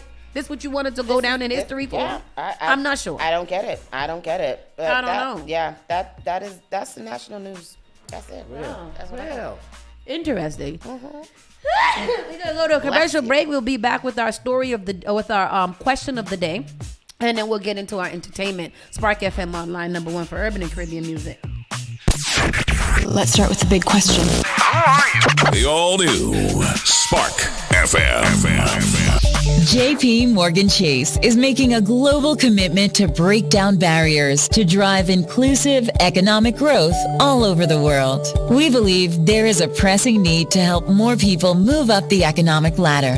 That is why we are investing in communities and people to create an economy that works for all, because no community should be left behind. Right here in Boston, we're focusing that work in Dorchester, Roxbury, and Mattapan, among other neighborhoods, on improving financial health. These efforts aim to address the key drivers of the racial wealth divide head on.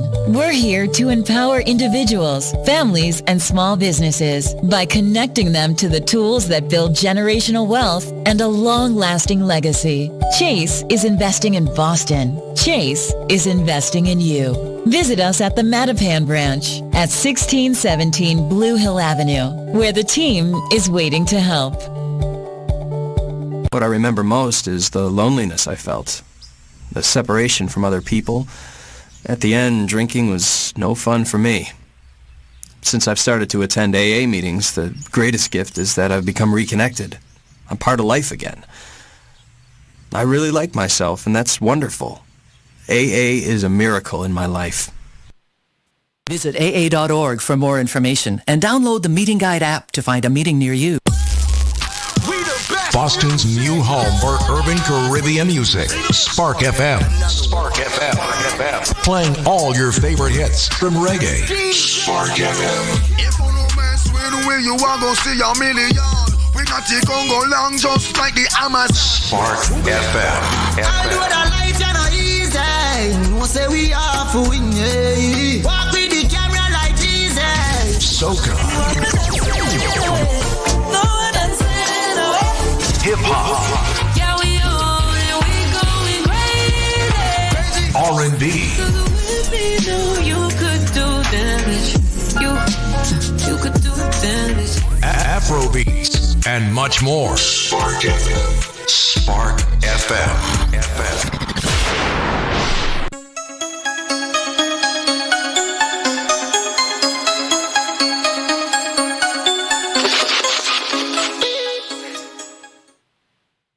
Good morning. We are back. we are back, and we're gonna start off with our late breakfast question for our Friday. This one is all of the F words, so prepare yourself. And if you are a little sensitive to words, then you might want to turn it down. So this person says, "Dear Spark FM, I was having sexual intercourse with my wife, and a condom fell out of her vagina." Oh no, get out of it. We don't use condoms. I don't want a divorce. We have 4 kids, and I'm not trying to pay child support, nor am I trying to be an every other weekend dad. She's clearly cheating, even if she says she doesn't know how the condom got there. My wife makes a lot more money than me. She's a family law attorney, and I also love the lifestyle she provides. I don't want to lose the kids or our lifestyle, but I'm tired of feeling like a second-class citizen in my own marriage. How do I maneuver through this and still keep my sanity and my peace? All right. And go. What do you do with that information? Why is he saying this? Wait, where's my thing? I'm going to read it one more time for you guys that didn't hear. You can call in 617-272-3387. 617-272-3387. The question goes as follows. Dear Spark FM, I was having sex with my wife and a condom fell out of her. We don't use condoms. I don't want a divorce. We have 4 kids, and I'm not trying to play child support, nor am I trying to be an every other weekend guy or dad. She's clearly cheating. If she says that she doesn't know how it got there, she definitely knows how it got there. My wife makes a lot more money than I do. She's a family law attorney, and I also love the lifestyle she provides. I don't want to lose my kids or our lifestyle, but I'm tired of feeling like a second-class citizen in my own marriage. How do I maneuver through this and still keep my sanity and my peace? Play all the sounds, because what? Play all of them, right? Play all of them. All of the sounds. Oh, I'm literally scratching my head at this one. What are you talking about? What are you saying? Look, Shakay is she's such an optimist. She said, well, did she put the condom on a vibrator? Yeah, that's probably what it was. Let's get to some of the comments. The rules have not been broken. Oh, but each other is bad. Oh, yeah. So they don't like a rebel. Who is He said, tell him to call Risa Tisa. So if you don't want to divorce, why tell anyone and deal with it in silence? So, Luanda, that was my first thing. You don't need no help. You need therapy, because that's traumatizing. Because that's what I'm saying. What do you say? What do you say? Why? What are you saying, sir? And if you don't want a divorce, then how do you already decided that you like the lifestyle. You don't want to be every other weekend dad. She makes more than you, and he didn't say he loved her though. Dirk Felix has the solution. Dirk, what did you say? Dirk says come to some kind of open.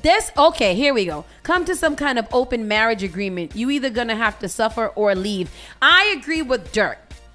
I agree. If this is the way that you want to run things, and you want to keep your wife, you want to keep your marriage, you want to keep your kids, y'all have to have a real adult conversation about that, and you got to stop pussyfooting around. You got to sit down with her and say, hey, so I know you cheating, and that's crazy, but I don't want a divorce. We might need to have a conversation about how this is going to work, because I'm not giving you no divorce, and I'm not moving out of here, and I'm not letting you take my children. So we gonna skip past the fact that she's just a dirty bitch in general. You left the condom inside of you. Why you didn't never take it out? It's what if it fell off in there and she couldn't find it, and she was like, it must go. It's gonna come out my butt or something like that. How do you? What if she just couldn't find it? You go to the doctor and you get it removed. And let me tell you something.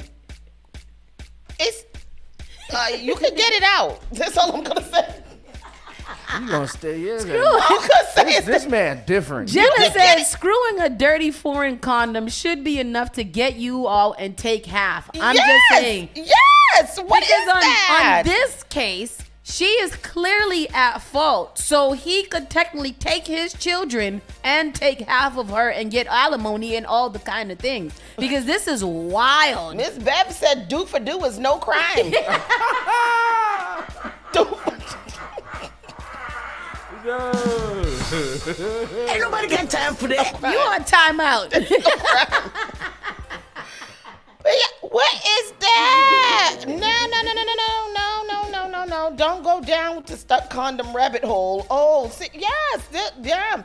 Listen, you can get that out. There's no, it's not going to disappear. It's not going up. You can get that out.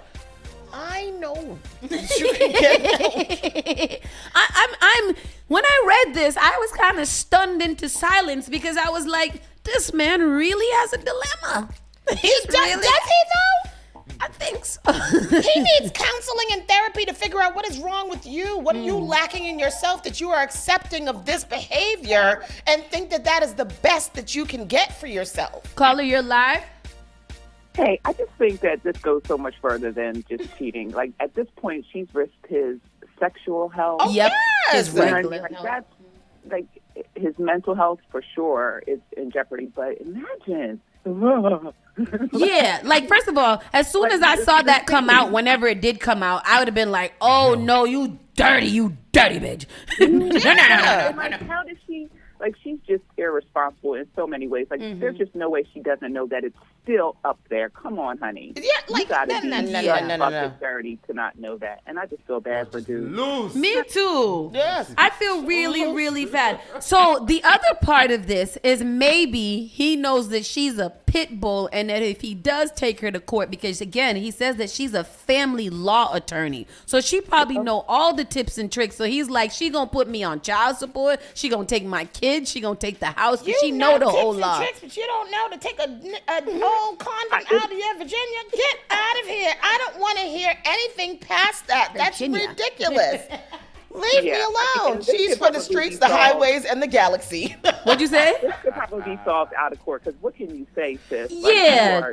There's nothing. Thank you so much for calling. You know. Well, he's saying at least she was being safe. Jason said she's a family court lawyer. She knows the rules. He cannot fight her in her. See, that's how I feel. I feel like the man is like, I want out, but she's going to take my kids, and I don't want to pay child support because I don't deserve this. I wonder if he's cheating a little bit himself already. He could sue her for alimony. Exactly. Who is she having sex with that did not tell her? She's for the streets, the highways, and the galaxy. Yeah. No, that's just, the first of all. And Dirk Felix said the man that she was with left that condom in there. He said, I also love the lifestyle she provides. I don't want to lose the kids or our lifestyle, but I'm tired of feeling like a second-class citizen. I mean, she's still having sex with you, so maybe he should just be grateful. Just resolve to be a second-class citizen. I mean, you got the lifestyle that you deserve, so what are you complaining about? I think the only not the only law, there's all of the logical things you got to go. But I feel like if you're going to stay, then you just go and you find you a little girlfriend too, and then you guys could both put each other's health at risk, since nobody wants to have a conversation about the fact that your wife left a condom or old condom in her Virginia, and that is what they did. That is wild to me to leave it in there. Yeah. If you can't find it, you don't do sex with nobody else until it comes out. Push, Kegel, do whatever you got to do. It doesn't make no sense. It don't. It's not okay. You're right, Finn. This does not sound like the first occasion. I think that he has been finding condoms in her a lot, and this is the first time he wanted to reach out to it. Sir, whoever you are, you've got to do better. You have got to do better with your life, and you deserve more, and I am here to uplift you. Know your worth. That's terrible. Ain't nobody got time for that. If you, we got some crazy questions, all right? So I don't even know if these things be real, but this doesn't feel real to me. What else? This doesn't feel real. I don't know if you guys want to get into your entertainment. We had a different one that came in, but yeah, let's get into it. Yes. So entertainment. Thank you guys for for that little pit stop. Wendy Williams. Wendy Williams, breaking news yesterday. She's been diagnosed with the same form of dementia as Bruce Willis. Yeah. So former talk show host Wendy Williams has been diagnosed with the same form of dementia that actor Bruce Willis has, a statement released on Thursday on behalf of her caretakers say. The statement said the 59-year-old diagnosis of primary progressive aphasia and frontotemporal dementia have already presented significant hurdles in Wendy's life and have behavioral and cognitive impacts. Wendy is still able to do many things for herself. Most importantly, she maintains her trademark sense of humor and is receiving the care she requires to make sure that she is protected and that her needs are addressed. She is appreciative of the many kinds of thoughts and good words, good wishes being sent her way, the statement attributed to her care team. Wendy Williams, not only did this be released, but they are releasing a biography, documentary on her soon. She is under conservatorship.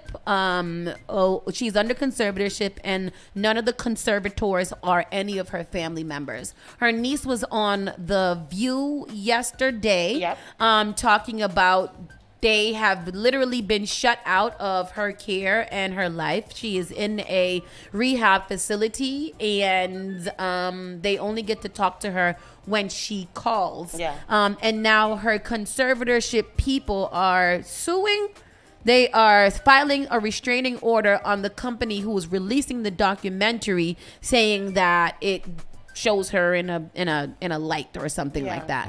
So Wendy Williams is going through it right now. Yeah, it's awful. It's really, really bad. And if you've been following what's been going on with Bruce Willis, it's really debilitating, and I think it moves pretty quick. This type of dementia that they've been diagnosed with. Bruce Willis was to the point where he wasn't even speaking anymore, right? Yeah. Is he? I think that he was he became nonverbal. So I think that's basically the loss of language. Right. Yeah. So that's the kind of progression that's going to be happening with Wendy. People thought that it was just drugs or it was just alcohol, and now we're finding out that it's a lot more. And the niece didn't know the diagnosis at the time when she was on The View. They announced it at the end. So, which is crazy. So there's many different thoughts around this. I was watching the comments today, this morning, when I was reading about the story, and there's a lot of people that, for me. I always love Oprah, but Wendy has been one of the most influential radio personalities of my time. She started right here at Northeastern and has risen to this type of fame. So she has been always, regardless of her controversial, shows and speech and conversation, I do revere her as someone who has pioneered female radio personalities and just, overall radio personality. So I can never say anything really bad. I didn't agree with everything, but a lot of people took her job as, a way for, like, people are calling it karma and all kind of stuff. I don't think that anybody wishes dementia or Alzheimer's on their worst enemy. That's a terrible, debilitating, embarrassing, disease, and it really kind of sucks. So my heart goes out to her. I over the weekend, so I don't know, I just find things like this just interesting when you see people's demise like this. She was at the top of her career when they took her off the air. But over the weekend I was doing some deep diving into her life. She had a terrible life. She did. She had a really bad childhood. And then when she got into school, she started her drug habit, and that didn't get any better. She met Kevin, and a cocaine. She started cocaine. Then she started doing. She was a crackhead at a certain point, and she was still going to and still on air. I read her book, and it was that book that really kind of opened my eyes to what, literally during her crack addiction, when she was super cracked out. She never even did a show sober. She don't even remember half of her shows, but she still showed up all the time and was able to get over all of that. When Kevin started sleeping with his assistant, and then got a house down the street from her, the assistant pregnant, got the assistant pregnant, and then all kinds of stuff. It sucks. I think that's what really did it too. I think after she found out that all that other stuff, I think she went back into her habits, and I think that's what really took her. Drugs and alcohol, because they said in the documentary there's lots of footage of her drinking a lot, and they said that the people who were in charge of taking care of her were basically feeding her alcohol all the time. So she just had people around her who weren't of her best interest at all. Lawanda, she says, my husband has temporal lobe aphasia right now from his stroke. How is he doing, Lawanda? No. I think about your husband randomly. I know, me too. After you told us that, keep us posted with that. He's That's getting better, terrible. though. Long road ahead for us. Oh, good. You are definitely in our thoughts and prayers. And you got our support, Lawanda. Absolutely. Actress and comedian Coco Brown loses home after it burns down to Fayette County fire. Coco Brown? I don't know. So she is, she's an actress and a comedian, and I'm so sorry that her house burnt down. Yes. And yes. Dolly Parton congratulates Beyonce hitting #1 on the Billboard country charts, which is good. Thank you, Dolly, because all the white men who sing country songs have gone at Beyonce. Oh, have they? They have. They said that it's like her pissing on a tree. Like she's just going around pissing on everything, I think, as such. Something like that. Is that a cowboy saying or something? No, he's pretty much saying that she don't belong over here and she need to go back to where she come from. So big shout out to Dolly Parton, because we all know she's the godmother of country music. Kelly Rowland continues to dodge questions about walking out of the studio. And again, no Kelly slander will be permitted here at Spark FM Online. And y'all need to leave her alone, because that was like 2 weeks ago and nobody cares. Get over it. Mia Culpa does start today, though. Oh, it does? Is it a series or a movie? I think it's a series. I just saw one of my friends post her thoughts on it. And What do you think? I haven't What did she started say? watching it yet. She said, basically. It's a Tyler Perry show, so you kind of know what to expect. She said it's very Tyler Perry from the beginning. Okay. And it comes on Netflix? It's on Netflix, yep. Okay. Tristan just brought up the picture of Machine Gun Kelly. Yes. He has a blackout tattoo in which he has tattooed himself in black ink. Is that the same as blackface? Black body? Is it? I don't think so. It's not. Machine Gun Kelly. That is Megan Fox's. Yes, Megan Fox, not Chelsea. Not Chelsea. Don't get it mixed up. Not Chelsea from Love Is Blind. But yes, let's see this. Bring this up, Tristan. Let me see. This tattoo is it's a try. Did they say he said it connects him with his spiritual being? But I do think it was an interesting tattoo. I don't know if we can play that. No. This is Kelly. Beautiful. Kelly throwing shade at everybody. This is Machine Gun Kelly's blackout tattoo. What do you guys think about it? I mean, it looks stupid to me, but I think that it is creative. How do you thing do gonna that? Itch. That thing gonna itch. That hurts. That hurts. Why did he do that? Oh, this is Joe Exotic. This is what Joe Exotic. What Joe Exotic say? Anyone remember that line from Tiger King? A tiger and a little bit of meth, and I can make MGT. I like that Joe. That Joe Exotic. What else did he write? Once you go Tiger King, you forget about this fox. Now that we're practically a new item, help me get the hell out of here. I don't understand. It's a cross inside of his black body, and white people do the darndest things, and we'll leave it right there. Because that is cool. And he said the reason why he got it was because he had too many tattoos. His body looked cluttered. So, Once you go Tiger King, you'll forget about the fox. Joe Exotic says. I got too much tattoos on my body, so I'm just going to paint it black. Yes. Look at Joe Exotic's sexy self with his loincloth up against the Father.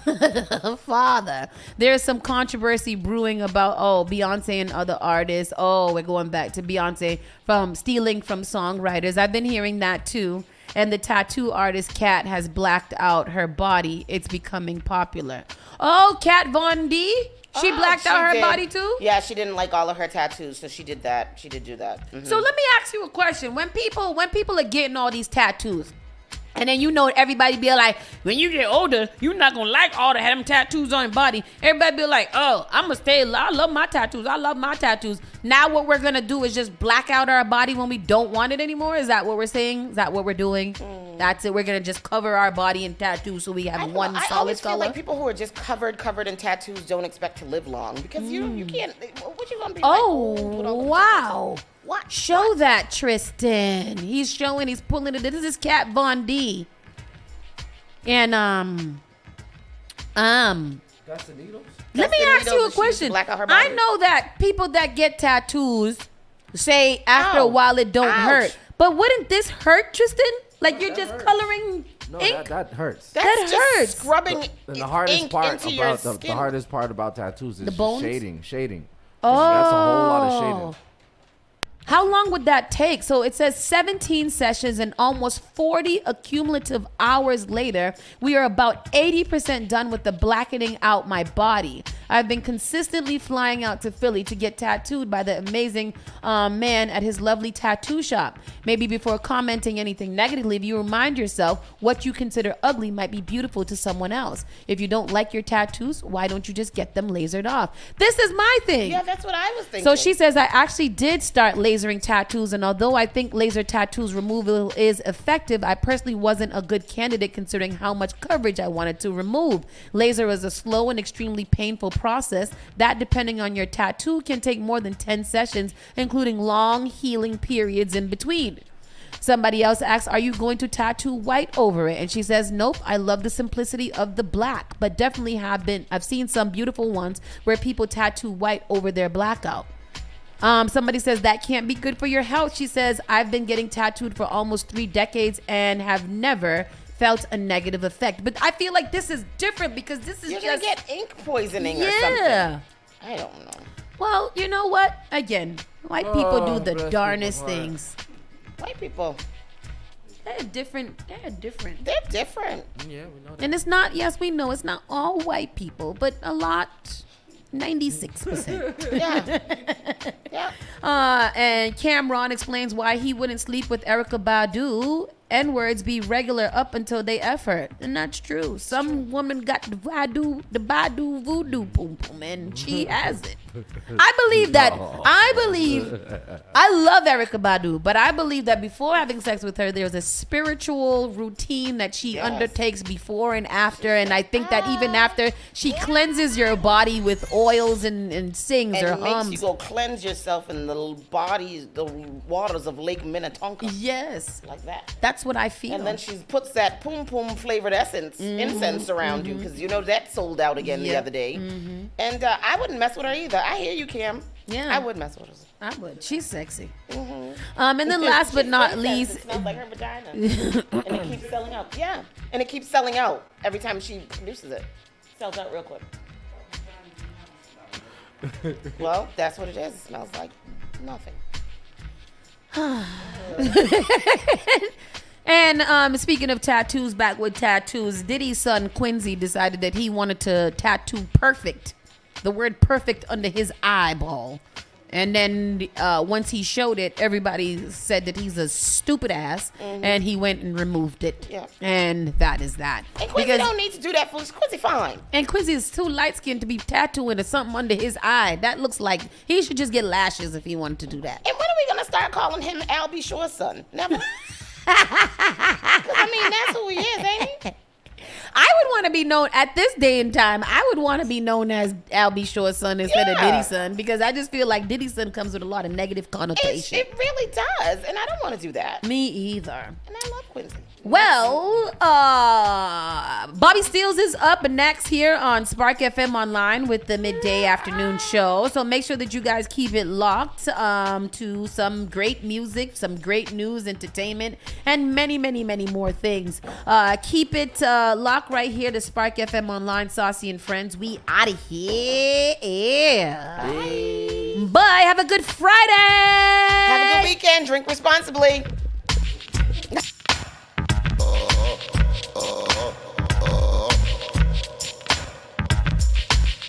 The only thing that does matter is great music, and you will find it here. The all-new Spark FM. Finally Home is a must-read.